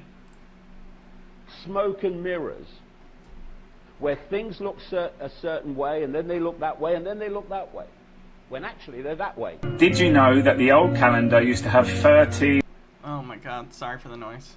months in a year? Each month had 28 days, and as we know, there's 7 days in a week and 365 days in a year. 28 days of 13 months leaves us at 364 days a year, and there was 1 day left over, the rise of the new sun. The people that changed the calendar also called that day April Fool's Day, which we've been fooled into. In 1750 they brought in a new calendar, the Gregorian calendar, and they removed 11 days out of the year, which people went unpaid. There were protests. What? Forrest Espion says, Hannah, would you ever do a stream of God's Not Dead 3 or 4 movie? That would be fun to laugh and cringe at. It would have to be on Amazon Prime, and I'd have to then do a watch party. That's the only legal way to do it. The calendar then, we went from 13 months in a year, and they changed it, which meant people were working for 13 months in a year and only got paid for 12. That doesn't make any sense. That doesn't make any sense. Because you'd still be working, people usually get paid monthly or weekly or bi-weekly. It would still happen in the same amount of time regardless of how you divide that time. You would still be getting paid. That doesn't make any goddamn sense. Sekhmet the Wise with 1,000 bits has been following you and Jake for years. Just wanted to show my support. Thank you. We also have scared people bringing babies into this world because we're told 9 months to have a baby. In fact, it's 10 months because we're also told 40 weeks. 40 divided by 4 is 10. So the moment we hit 9 months, 1 week late, 2 weeks late, 3 weeks late, and the mother goes into fear. That is not... has he ever talked to a person who doesn't want to have a fucking kid?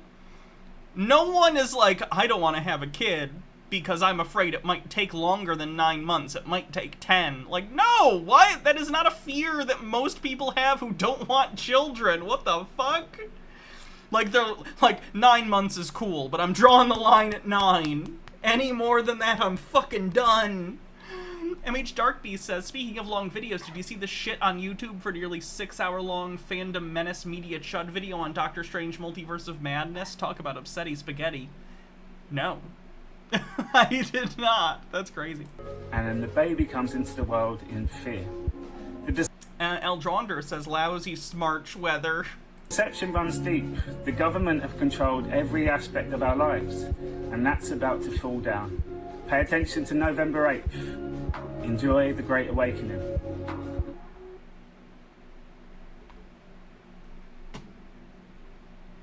People are fucking crazy.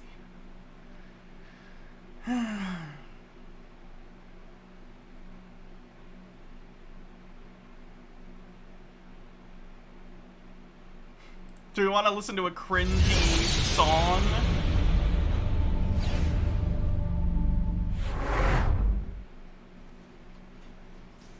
Good morning. I'm here to give you an update on the FBI's investigation of Secretary Clinton. What I want to do is tell you what we're recommending. But first, let me tell you what we found.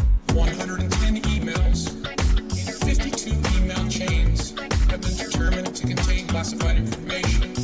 What difference at this point does it make? 8 of those chains are top secret. 36 of those chains secret. And 8 contain... This isn't necessarily about a conspiracy thing, it's just about the time Hillary Clinton mismanaged some fucking emails.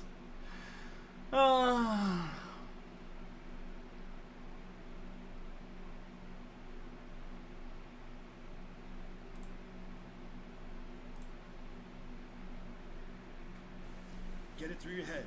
Don't sugarcoat it. Say it like it is. Hey, is that guy sleeping over there? Wake the fuck up!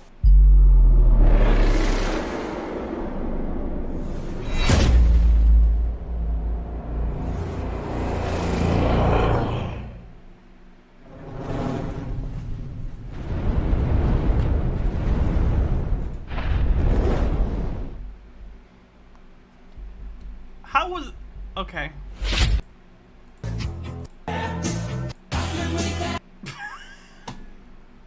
I do like that song.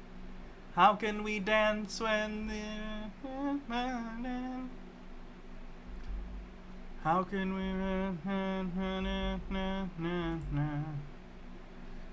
Everyone's in on the Great Reset. Well, almost everyone.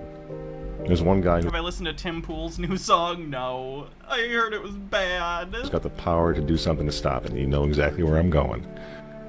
And they made a mistake. They tried to get Trump on their side, so they invited Donald Trump to Davos, I think a couple of times. But in January, when Donald Trump, I think, really began to see the beast that he was up against, he went to Davos, to the World Economic Forum, and he stuck a mega finger in their eye. We're committed to conserving the majesty of God's creation and the natural beauty of our world. But to embrace the possibilities of tomorrow, we must reject the perennial prophets of doom and their predictions of the apocalypse. These alarmists always demand the same thing: absolute power to dominate, transform, and control every aspect of our lives. I'm guessing he's just trying to spout, you know, climate change denial bullshit here. We will never let radical socialists destroy our economy, wreck our country. Radical socialists. 2 days after Donald Trump gave that speech, the 89-year-old leftist weirdo billionaire George Soros made an emergency intervention where, at Davos, once again, warning that the U.S. 2020 election will determine the, quote, fate of the whole world. Now, in the context of Davos, take a look at this one more time. This is a month after Donald Trump addressed Davos and stuck the MAGA finger in their face. Here's what Francis, the Vatican, and Jeffrey Sachs had to say in response. And it is a dangerous country right now. It will be absolutely dangerous if Trump wins re-election. Trump wins re-election. Trump wins re-election. Francis invited this guy to the Amazon Synod as an honored guest and advisor. He's also Bernie Sanders' advisor. What's he doing in the Vatican? Why is this guy who's a promoter for socialist, out and out socialist, Bernie Sanders, what's he doing advising the Pope? We know the Bible says nothing about giving to the poor, by the way. Why does he have entree to the Vatican, friends? Sachs supports abortion and contraception, but that's not So do most people, for the record, in the United States. a problem for the Vatican. For the Vatican, for Pope Francis, and for his friends at the UN, Donald Trump is the problem, obviously. Okay, let's take a look at the Tim Pool thing real quick. I gotta see it. No, this is... How bad is this gonna be, guys? Seriously. Come on.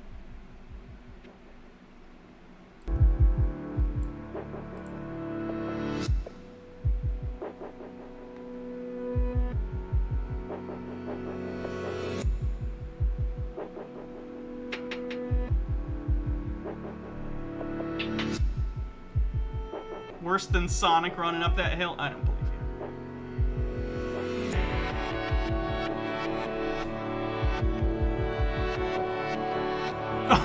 you. Did you think I'd leave? Oh no! Okay, that's not the sound I thought was gonna come out of his mouth. Oh fuck.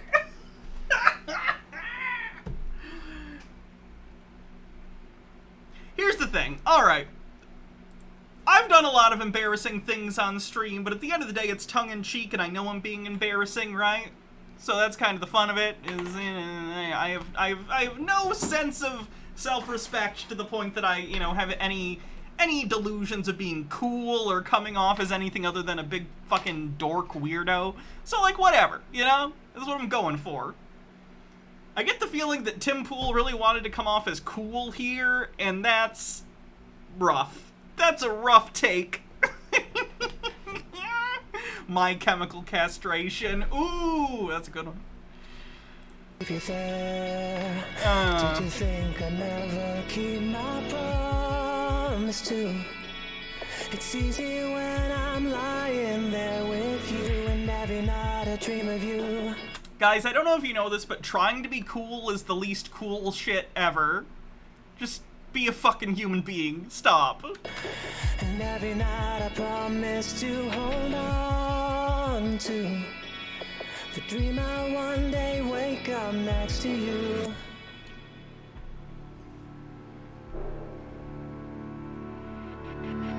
Did you know you left me there, staring at the heartache in my soul as I... And again, I'm not a big music person, but his voice sounds super, and I know, to be clear, I know all music these days, and for a really long time, has been very produced, right? Very rarely are you gonna get a very, like, raw-sounding audio, but, like, his voice here sounds like they vocoded the fuck out of it. Like, it sounds like I don't know what they did, but it just sounds off. It doesn't sound like Tim Pool's actual voice.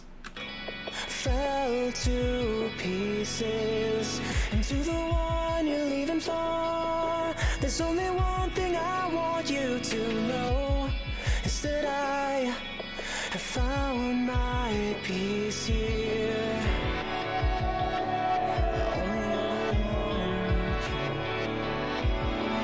Did you think I'd walk away? Did you think I'd break my promise? Not today.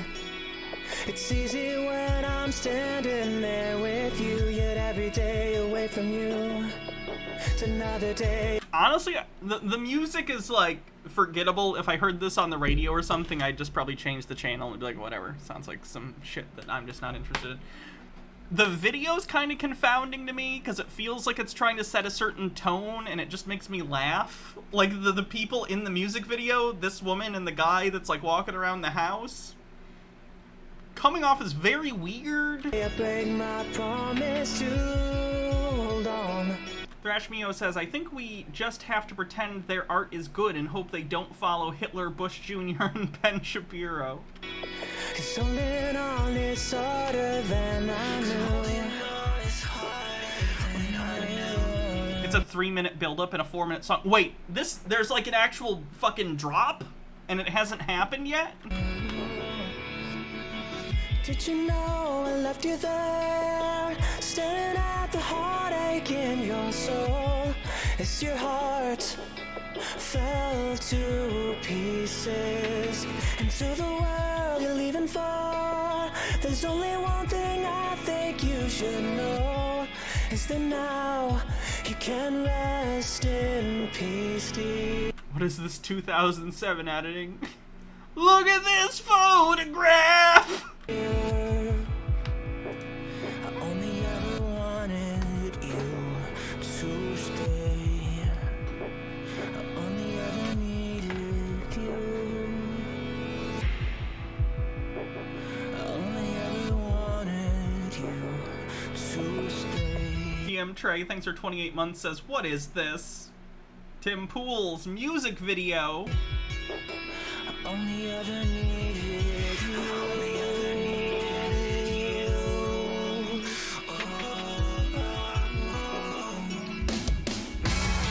Oh no.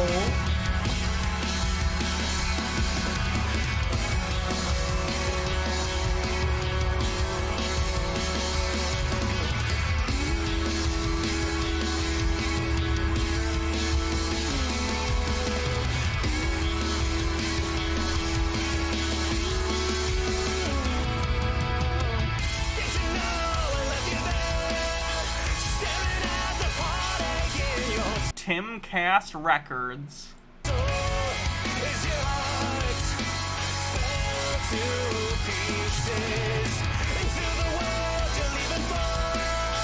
Wow, they must be going through and deleting every negative comment.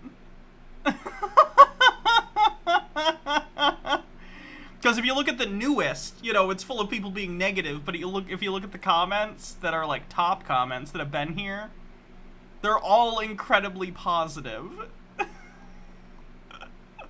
He must have people on this deleting the negative ones. That's funny.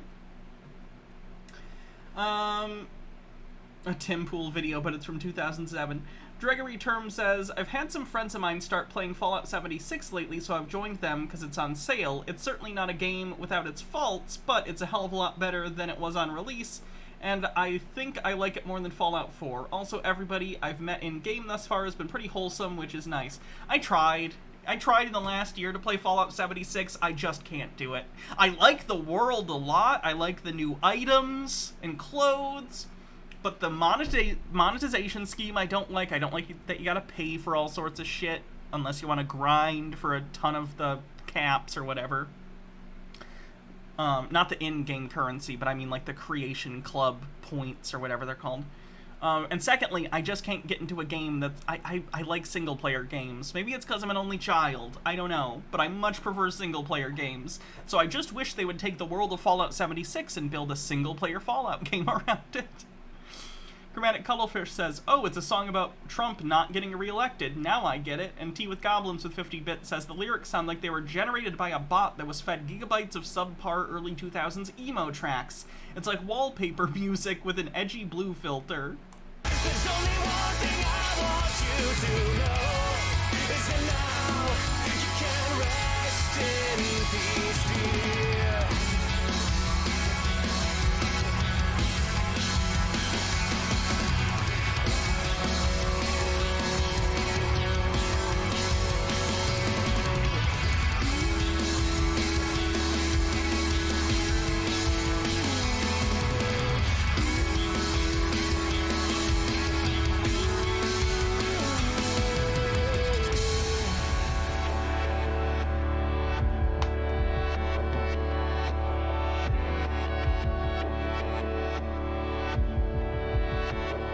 Oh, the cracks went away.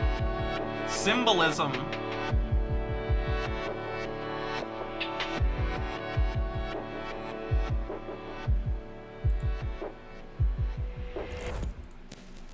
Well, that was really bad. I really wish they hadn't gotten rid of downvotes on YouTube. I'd love to see the ratio on that one.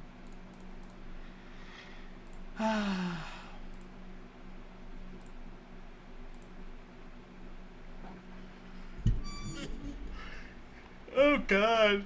This is a Nazi furry? This seems like a Nazi furry. Gross.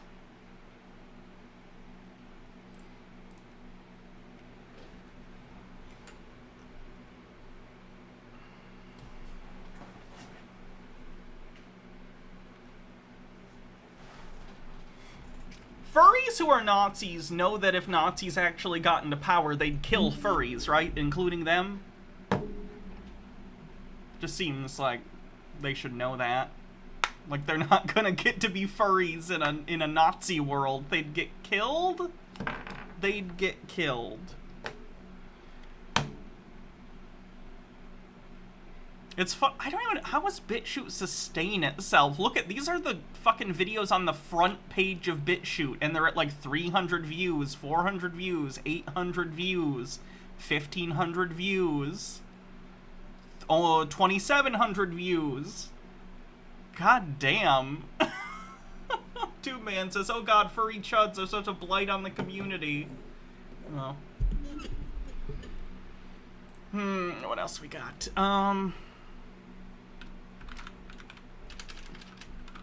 Mark of the Beast.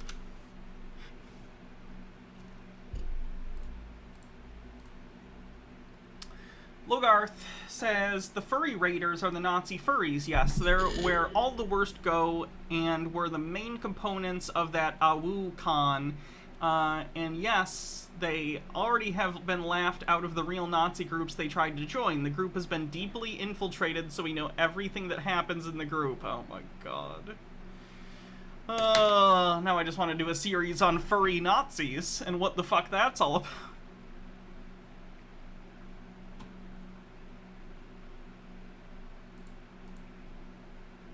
Joe Biden is only is moving along according to. I need commentary, people. Commentary.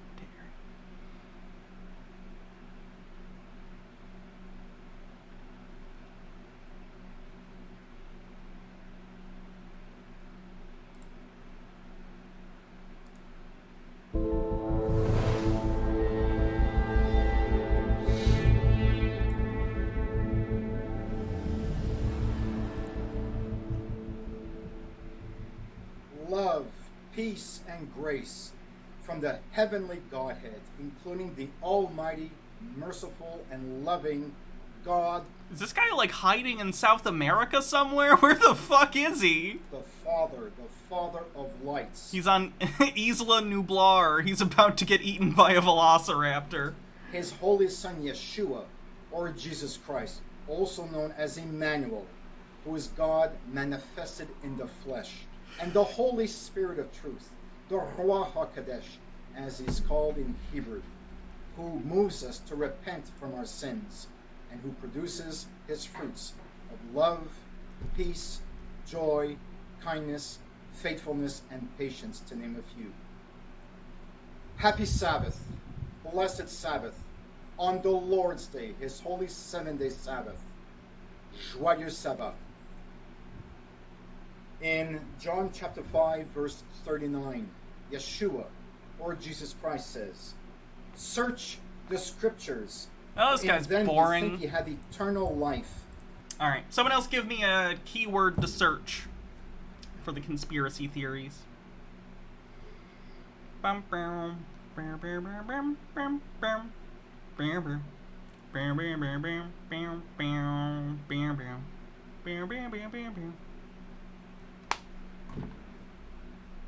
Moon landing? We can find maybe some moon landing people. We'll do moon landing and then we'll do reptilians. H Baird, thanks for 21, says Galactic Federation. Okay.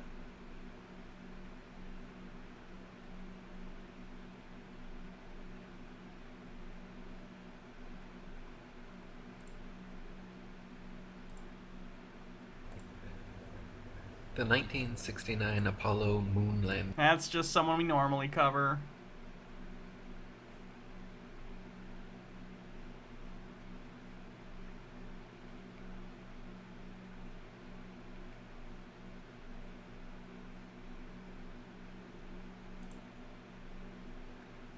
So this is a conversation for people who are awake to the perceptual programming that is put on us from the time we come out of the womb. Everett GA, thanks for 5 months, says, hope things are going well, listening while at work. Cool. This is a conversation for people who are already informed. This isn't a journal scientific research study. This is assuming you already know what's going on. They faked the moon landing. The world believed it. We were awestruck. Pure witchcraft. They faked COVID. What do COVID and the moon landing have in common? They both happened. Is TV. Media. They used media, and, corporate media includes CNN, MSNBC, Fox News. It even includes like OEN and all these sort of like The Blaze and alternative media platforms. It definitely includes the big major television networks like CBS, NBC, ABC, Fox. But nowadays, it's also the internet. The internet, like YouTube, Facebook, Instagram, Twitter, and many others, almost all, including most of the so-called alternative media on the left and on the right. Did you hear that? He took a hit of a vape. Could you hear that? It was a subtle noise, but I'd recognize that noise. If I was deaf, I'd recognize that noise. Did you hear it? Let me go back. All the others, almost all, including most of the so-called alternative media on the left and on the right. Right there! Did you hear it? Everyone who's ever used like a marijuana vape pen knows exactly what I'm fucking talking about. He took a hit of a vape. He's high during this video. Ladies and gentlemen, we got him.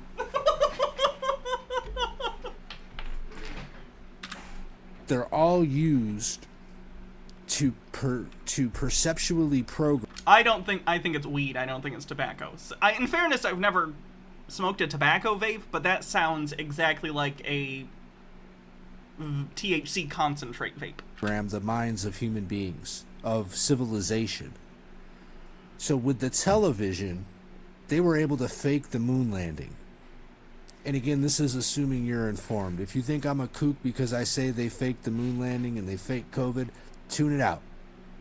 Simply just go away, go fuck yourself. Go fuck your mother, I don't care what you do, just fuck off. But I'd rather stay and mine your bullshit for content, sir. But assuming that you're somebody who's informed. Hold on, I gotta save this guy's channel. He's fucking funny. One sec. Conspiracy folks. See, we got one. Guys, we found one. Mission accomplished. As long as we get one. Most people know that there's about a 0% chance that they actually went to the moon in 1969 when they can't even go to the moon today. They're literally working on going back to the moon right now. We can go back to the moon. There hasn't been political will to put money into it. China came out, said we're 15 years from going to the moon at least. But anyway. Aren't they launching a rocket on Monday? I don't know if it's Monday. You're probably right. I just knew it was coming recently. But they're doing the first full test of the Artemis rocket that is supposed to be the new kind of rocket that's going to take people to the moon in sometime in the next decade. I don't know exactly when. Sometime in the 2020s. It was originally, I think, 2023, but there were complications, as always happens, with, like, aerospace science stuff. So I think that got pushed back to, like, 2025 or 26. I'm not exactly sure what the current timetable is. They use the televisions. Yeah, other countries have landed rovers and stuff. China did one on Mars last year. I think India did one on the moon, or tried to. I don't remember if that one successfully landed. To program the whole world. The whole world today believes that men walked on the moon in 1969. They did. I'm not even telling you have to be impressed by that. I am, but you don't have to be. If you think, who the fuck cares, that's fine. But they did happen. It happened. Complete rubbish. Complete trash, complete garbage, complete bullshit that can easily be proven false with just a little bit of an objective. India's moon landing failed? Yeah, I feel like I watched that when it was happening. Research. But hey, trial and error. It happens. But the whole world believes it's true because of the television. Or because of all the overwhelming evidence that it happened? Like, this has been brought up many times, and I've brought it up before, but the entire point of the US going to the moon had to do with the space race, which had to do with the Cold War. USSR and the United States were basically just fucking rivals, and they were both trying to shoot shit into space as a dick measuring contest to say, hey, if we can do this and get people to the moon, imagine where we can stick our nuclear missiles. We can get them anywhere in the world, right? So, if the United States hadn't actually gone to the moon and it was all fake, you know who definitely would have called them out on that to humiliate the United States on the global stage? The USSR. But the USSR was also tracking the mission, and we did in fact go to the moon. Fast forward to our present day. COVID-19, and I'm not even Again, I'll point this out too. There are still mirrors that astronauts left on the moon from our, like, spacewalks, and those mirrors are still used to prove we went to the moon. You can get readings off them if you have the right laser, and labs all over the country have something that they could do this to shoot at it. And not just Americans, but fucking Russians and all that shit to prove that it happened. I think even the Mythbusters did it. The Mythbusters, I think, got a laser to prove it. Like, it's not some thing that's out of reach of a normal person. The denier, I'm not saying that COVID isn't real. I believe it was cooked up in a lab. It wasn't. That's not how that works at all. Originally, the virus came from nature, probably from bats in a cave. They brought it into a lab, they fucked with it, they tweaked it, they enhanced it, they gave it gain of function, and then it was released. My opinion on purpose, but that's another video, Your opinion is wrong. There are facts and there are opinions. This isn't an opinion thing. This is either this is true or it's not, and what you think happened is not true. That's not an opinion, you're just wrong. Recording. But what they did was that they used the same television platform, the same media broadcast platform, which is all the media networks. And again, now you have the internet involved and all the alternative media involved. Those ones included, even the ones like, say, an Alex Jones, who were opposed, allegedly, to the mandates and the restrictions, and they were exposing, allegedly, the corruption and the agenda behind these lockdowns and restrictions and everything like that. It's the left-right paradigm that Alex likes to take credit for, that he coined that phrase to say, you know what, bottom line is, doesn't matter if you're on the left or the right, as long as you buy into the narrative, as long as you're feeding the people either we're on this side of it or we're on that side of it. That's all that really matters to make the lie seem true to everybody. And so what they did was, I tell people all the time, if you didn't watch television ever, or if you didn't get on the internet ever, you would have never, ever known that there was a pandemic. What? No, I knew multiple people who caught COVID. Every store, had precautions. What the fuck are you talking about? Do you leave your house, sir? Going around in the world. The only reason we knew is because, for the average person, bro, the politics, the corporation. My friend Alex just caught COVID. He literally has it right now, still, I think. Literally, we didn't do D&D back on Thursday because he has COVID. What the fuck is he talking about? And the media companies all in bed with each other, all the influencers all in bed with each other. Yeah, Alex is okay. He's vaccinated and everything, so it was a relatively mild. He still did not have a good time, though. I know he was talking about being the sickest he's ever felt and, how shitty he felt, but, that was a really bad day, and then he's been getting better progressively since. But yes, it's good he's vaccinated. Okie Dad says he has a point. No one ever knew anything was happening before the internet. Using the television and the internet to tell us that this thing is here, it's going to kill us, we have to do this, and to beat it into our minds. And these aren't the only things that they fake. Take school shootings, right? Oh, yikes. Take something like a George Floyd, where a black man is killed yikes. by a white officer. And they just keep reporting on that story. Yeah, because people give a shit about it, because it's indicative of the incredible injustice that happens in America towards the African American community and people in general, but in this case primarily the African American and other minority communities, perpetrated by police who absolutely do not get any sort of repercussions for their actions. This was luckily a case where Derek Chauvin was indeed found guilty, and don't remember how long he was sentenced for. It was a decent chunk of time. I don't know what's going on with the trials of the other people involved. But, yeah, it's a thing that people gave a shit about. Just because you don't give a shit doesn't mean no one gives a shit, you fucking piece of shit. 24 hours a day for weeks or months on end, non-stop. And you're either on this side of it or you're on this side of it, and if you're on that side, we hate you. If you're on this side, then we hate you. This guy has taken his, centrist stance so far that he's just you know what? Nothing's real ever. I'm smarter than everyone. Take that. But it's not that those shootings and those racist cops don't exist, but it's the fact that they're so rare. Statistically speaking, factually speaking, you're much more likely to die on your way to school. How many innocent people getting shot by cops because of their race or killed by cops because of their race? How many is enough that this guy just doesn't give a shit? Because to me, one time that happening is like, oh, you should report the shit out of this whenever it happens. Because it's fucking wrong. Like, what's his bar? Does it need to be 10, 20, 30? Like, where's the line for him where he's like, all right, one more shooting or killing an innocent person and we're gonna do something about it? Fucking idiot. Any chance he's actually read a statistic? No.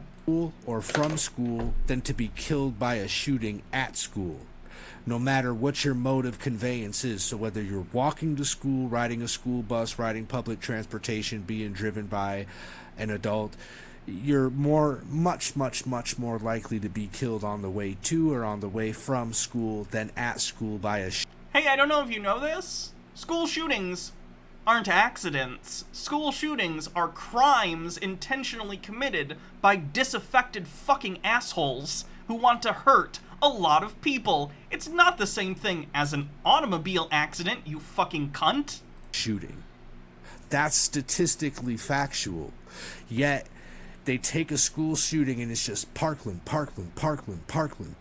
Yeah, I don't know if this guy knows this. Most people are horrified at the thought of dead children. Parkland parents, Parkland children, Parkland. What was the one that just happened in Texas? I can't think of the fucking name of it. I'm actually Uvalde? Proud and glad. That's how little I watch TV, and I don't even think about all the kids that get killed all the time in America. That's how cool I am. Fucking ass. I know I'm not even offering constructive like commentary at this point. I'm just mad. I'm mad at this guy now. I'm mad at the callousness. I give a fuck about this shit that they say. It's the one where the officers allegedly stood down for like 7... Uvalde. There it goes. Uvalde.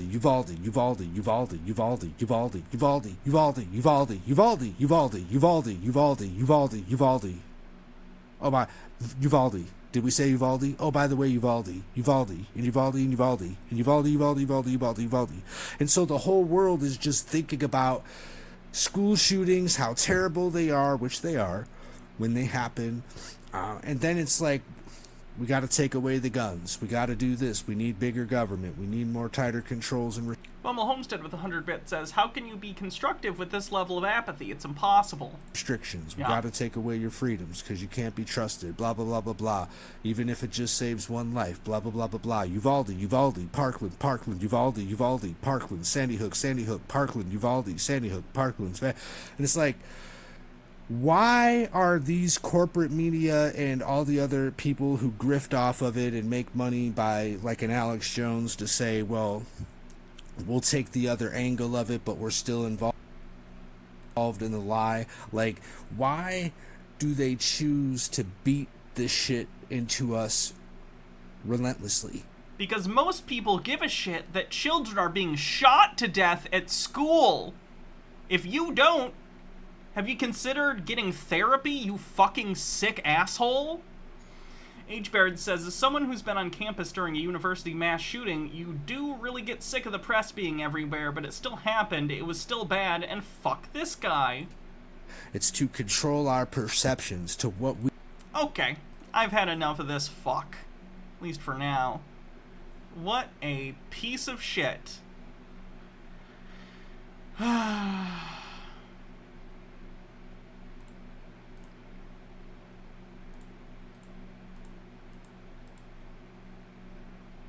I think someone asked for a cleanse earlier and they wanted the butt song, so I guess we'll do the butt song.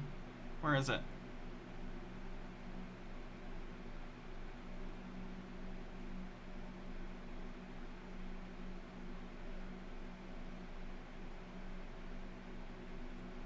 Where did I put that? There it is.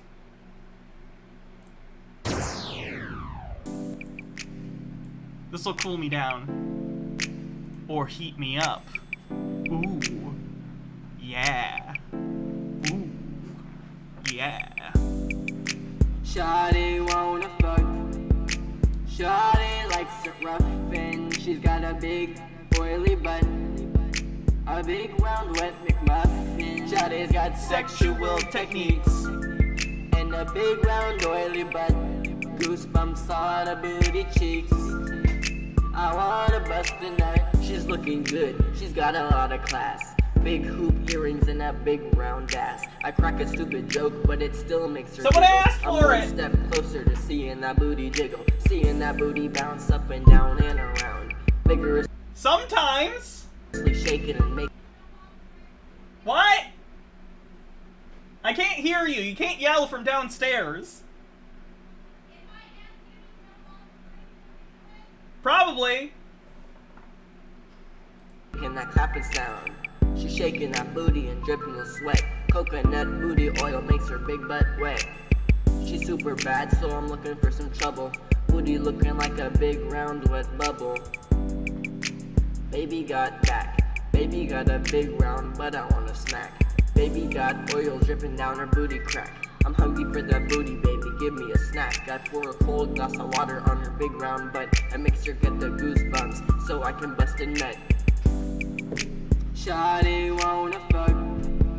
Shawty likes it rough and she's got a big oily butt. A big round wet McMuffin. Shawty's got sexual techniques and a big round oily butt. Goosebumps on her booty cheeks. I wanna bust a nut. Good news. You know how Jordan Peterson deleted his transphobic tweet to get back on Twitter, even though he was like, I'm not doing it for that reason, but he was. He got the tweet banned again for the same thing because he reposted it.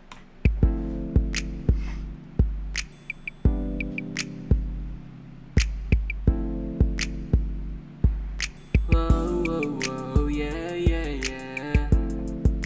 Shawty wanna flow, whoa, whoa, yeah, yeah, yeah.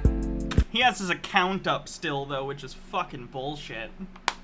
Bumble Homestead says, I get things stuck in my head while I'm anxious. You made this one of them. Imagine a 36-year-old mom in a van driving past a street full of Trump 24 banners singing this to herself.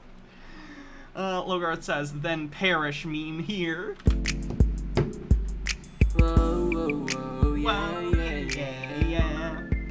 Shawty wanna flow, whoa. You're welcome, everyone. You're welcome. Damn. No.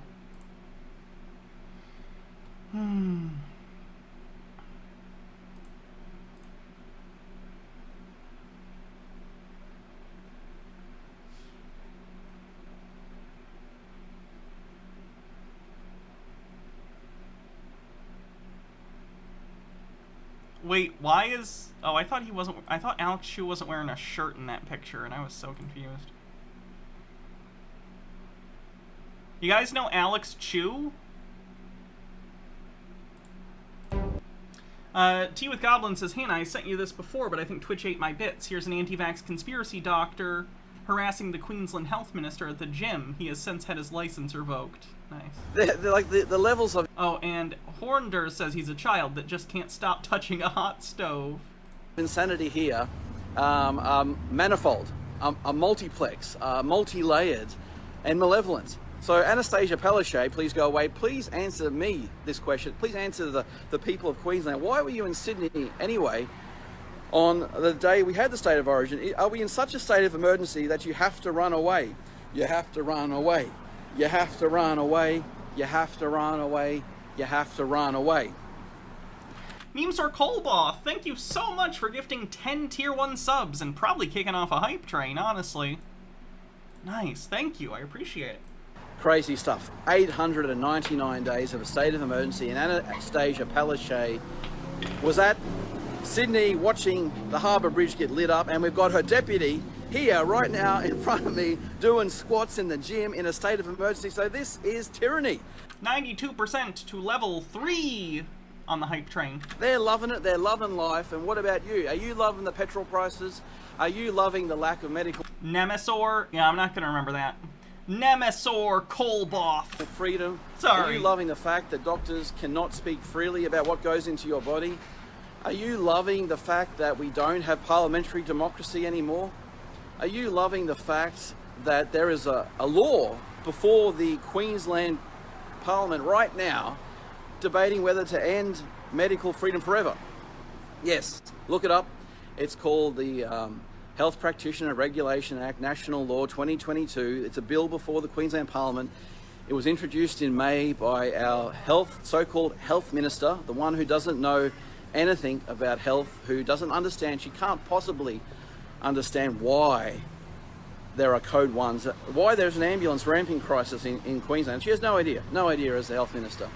Poetic Fox with 100 bits says, I'm cross-faded outside watching the sky, laying in the grass, staring at the sky, listening to you, Hannah. You're absolutely fucking beautiful, and I'd gladly be a slice of cheese for you.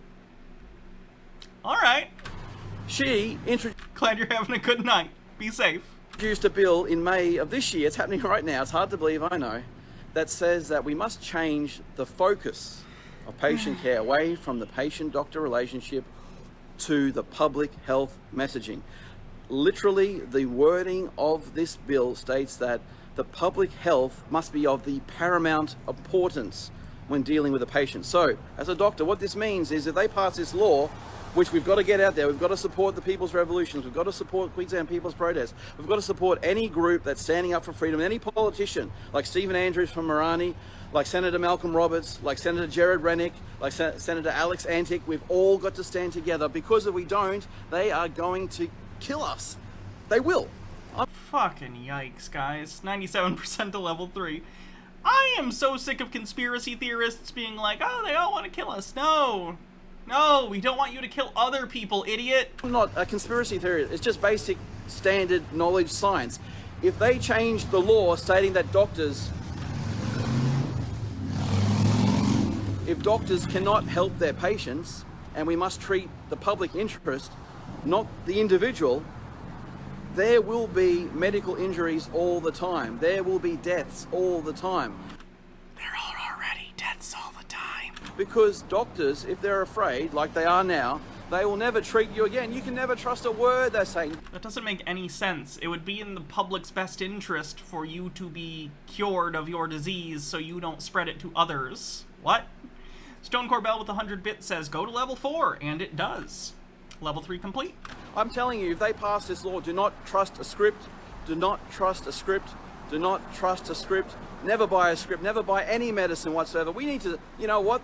Oh, this is fucking dangerous. No wonder he got his license yanked. That's what we need to start doing. That's what I've been doing. I have been personally boycotting. I'm gonna get to the part where he's like harassing the person. This is a spontaneous... Bittergrin, thanks for gifting 5 tier 1 subs and getting us over level 4. Wow. Are we gonna get 2 level 5 hype trains? Peaceful protest, a one-man show, just because I was working out in the gym this morning. Who should work out carrying his name, advertising his name on the back of his Queensland journey? Here he comes now. Oh god, don't fucking harass people. Jesus. Shouty wanna fuck. Oh, it's stuck in my head now. Shouty likes it rough. She's got a big oily butt. Sorry. Stephen, good morning. It's Dr. William Bay from the Queensland People's Protest. How are you doing, sir? Thank you for joining me at the gym today. It's really good that you're taking care of your body, sir. Would you like to answer a few questions from us? Stephen, I'll keep my distance peacefully, but you are on camera, sir, just to let you know.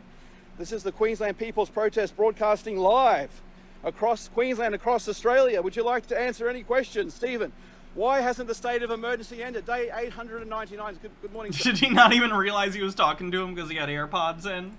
Dr. William Bay from the Queensland People's Protest.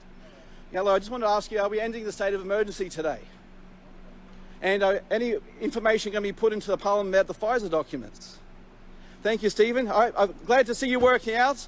May you continue serving the people of Queensland, and may you end this state of democracy in Queensland, Stephen. Thank you very much, sir. We'll see you next time. Come again. I'll be happy for you to answer any more questions that you may do. What a dumb cunt.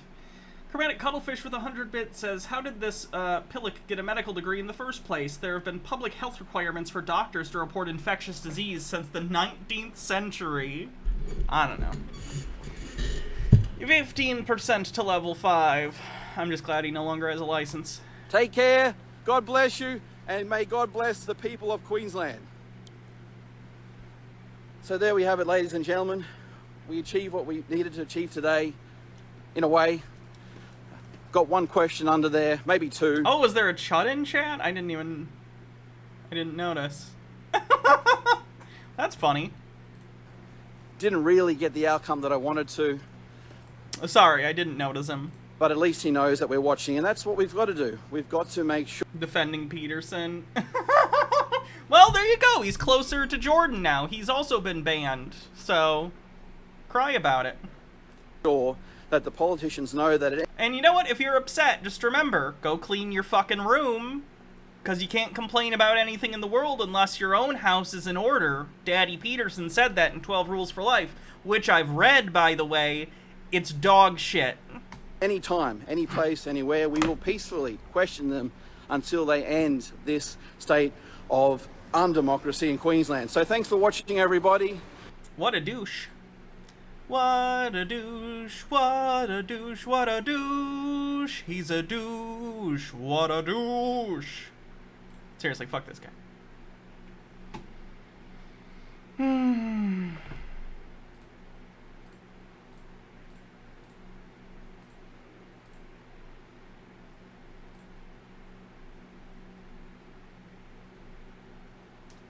Also, aren't they supposed to not say or do stupid things and to speak precisely? Supposed to. I'm gonna show you. Have I read 12 More Rules for Life? I started it and I own it. It's sitting around so... It's actually... Hold on.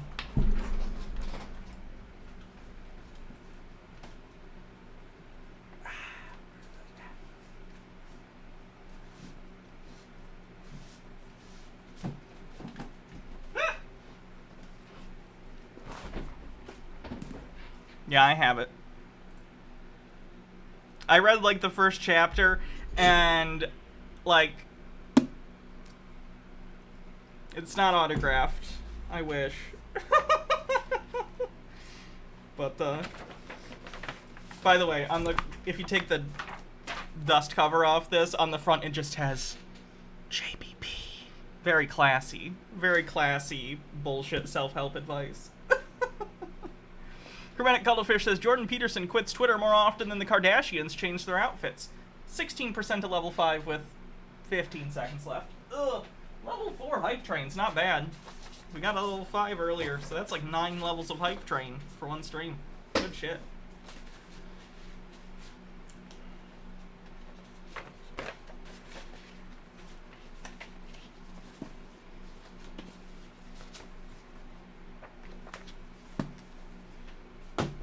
I don't know where my 12 Rules for Life, the first one, went, though. It's somewhere. I have a bunch of books. It's probably on my shelf downstairs. Let's take this back up.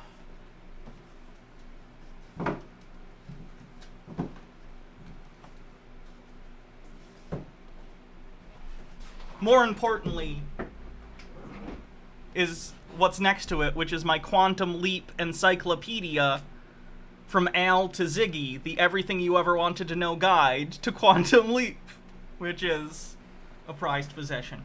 H-Beard says, the first chapter, just kidding, make your room as messy as possible.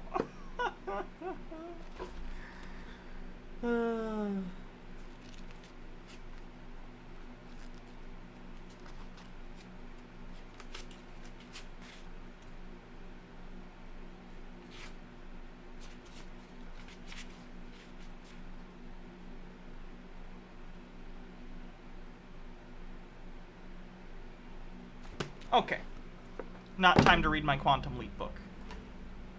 Sorry for being weird. You're fine. You're fine. You're fine. Don't get overcritical. You're good. Alright. What else we got?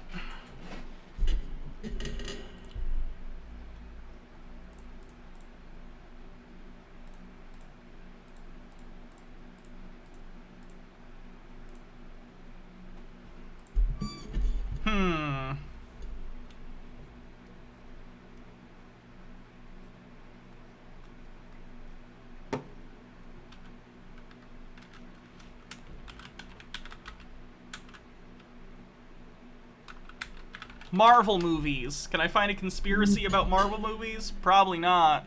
Probably a bunch of quartering shit. Let's see, though.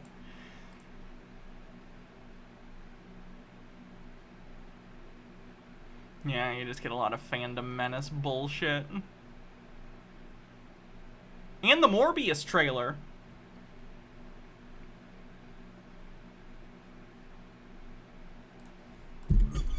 Disney conspiracy, maybe? Is this in German?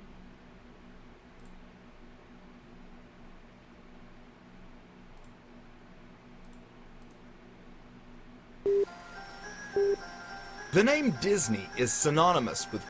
Discordant Vol says, "Behold, I'm here from the deep south. I rise once more to deliver bits." Thank you.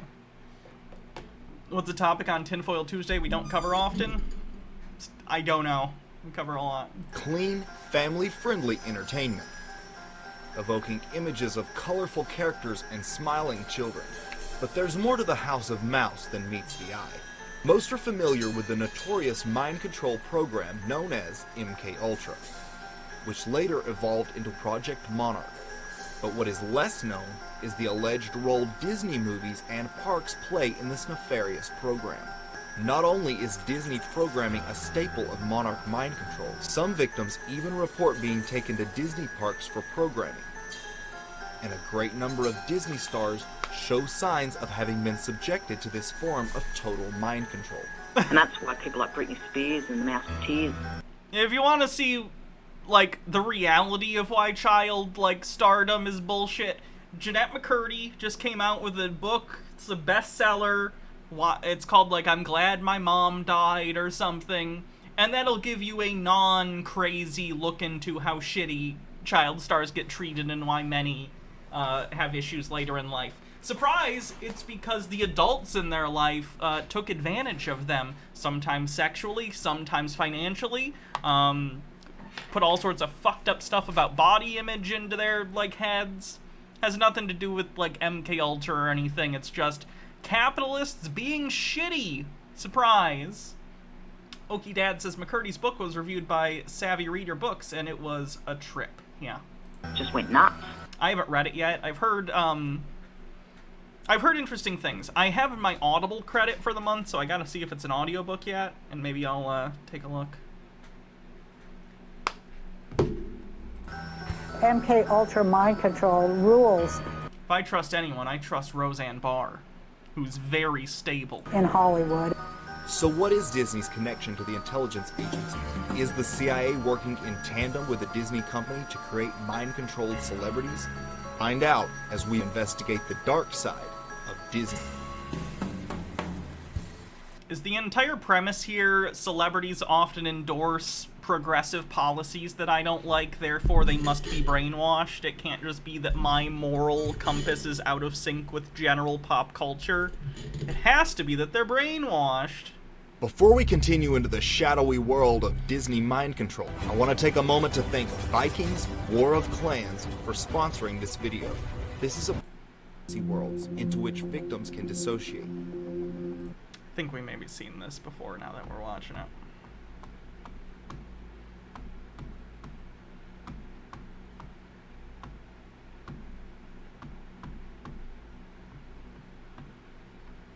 Five darkest Disney secrets.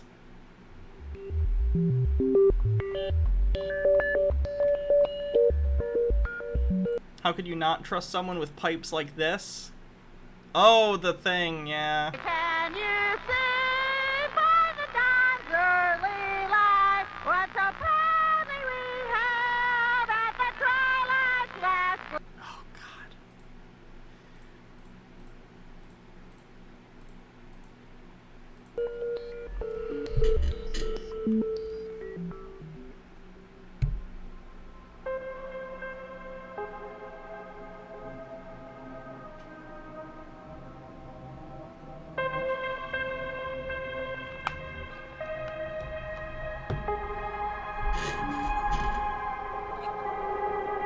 Oh, this actually did happen. This isn't a conspiracy. This lady actually fucking died.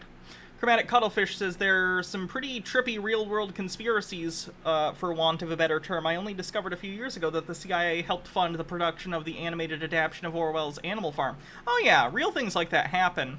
The business plot is also something you can look up if you want to be really fucking disturbed. But yeah, there have been real conspiracies, but how real conspiracies function in reality is very different than how conspiracy theories function. Because, like, conspiracy is a thing. There's literally a charge of a crime. You can be charged with conspiracy. It is a thing. It's just that what conspiracy theorists think are conspiracies generally aren't true.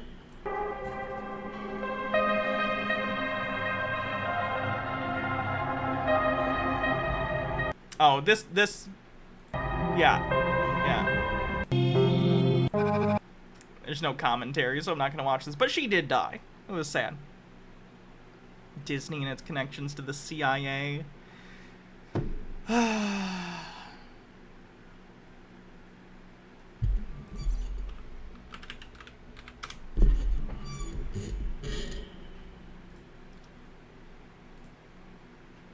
HAARP stands for High Frequency Active Auroral Research Project and is described as a research instrument for studying the ionosphere.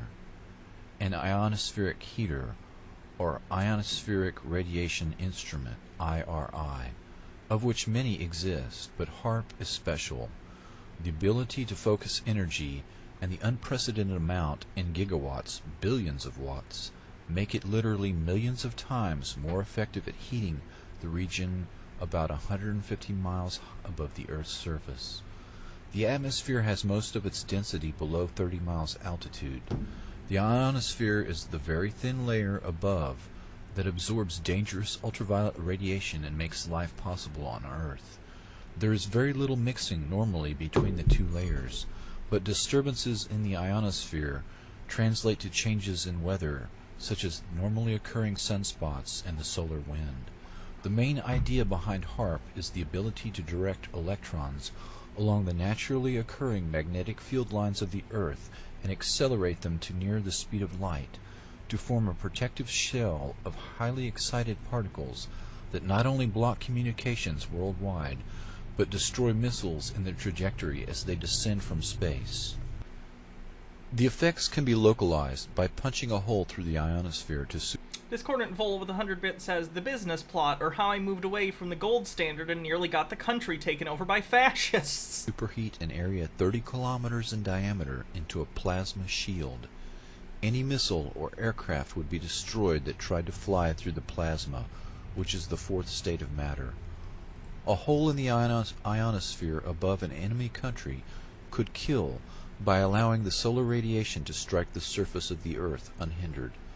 Weather modification can also be used as an instrument of warfare by manipulating the electrojet and the jet streams which dictate climate. The publicly stated aim is C3, or Communications, Command and Control. The margin of victory in war is to block or intercept enemy This guy's boring too.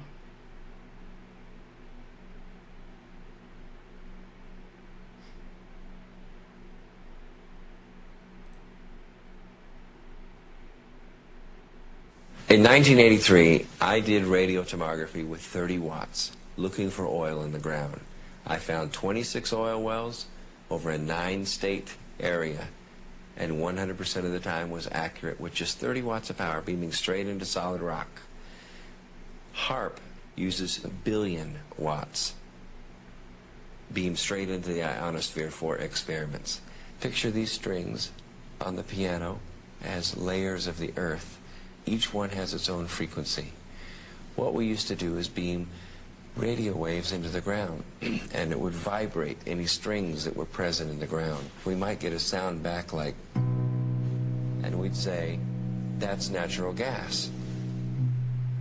We might get a sound back like, and we'd say, that's crude oil. We were able to identify each frequency. We accomplished this with just 30 watts of radio power. If you do this with 1 billion watts, the vibrations are so violent that the entire piano would shake. In fact, the whole house would shake. In fact, the vibrations could be so severe underground that could even cause an earthquake. Jesus fucking Christ. Okie Dad says, hell, 30 watts isn't even as strong as the rifle in a 40-watt range. That's the Terminator wanted. Is this Nick? I don't know. The channel's Jim Crenshaw.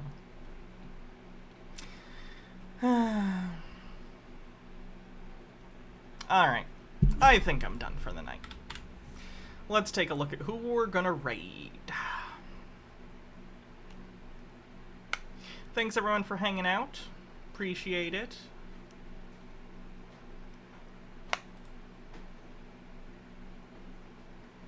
Hey.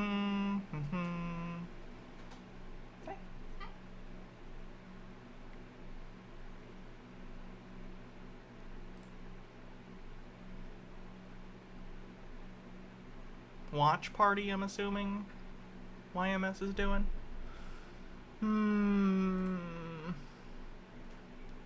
Have a good night, chat. Seriously, we'll raid this person. Alright, see you guys later. Have a wonderful evening.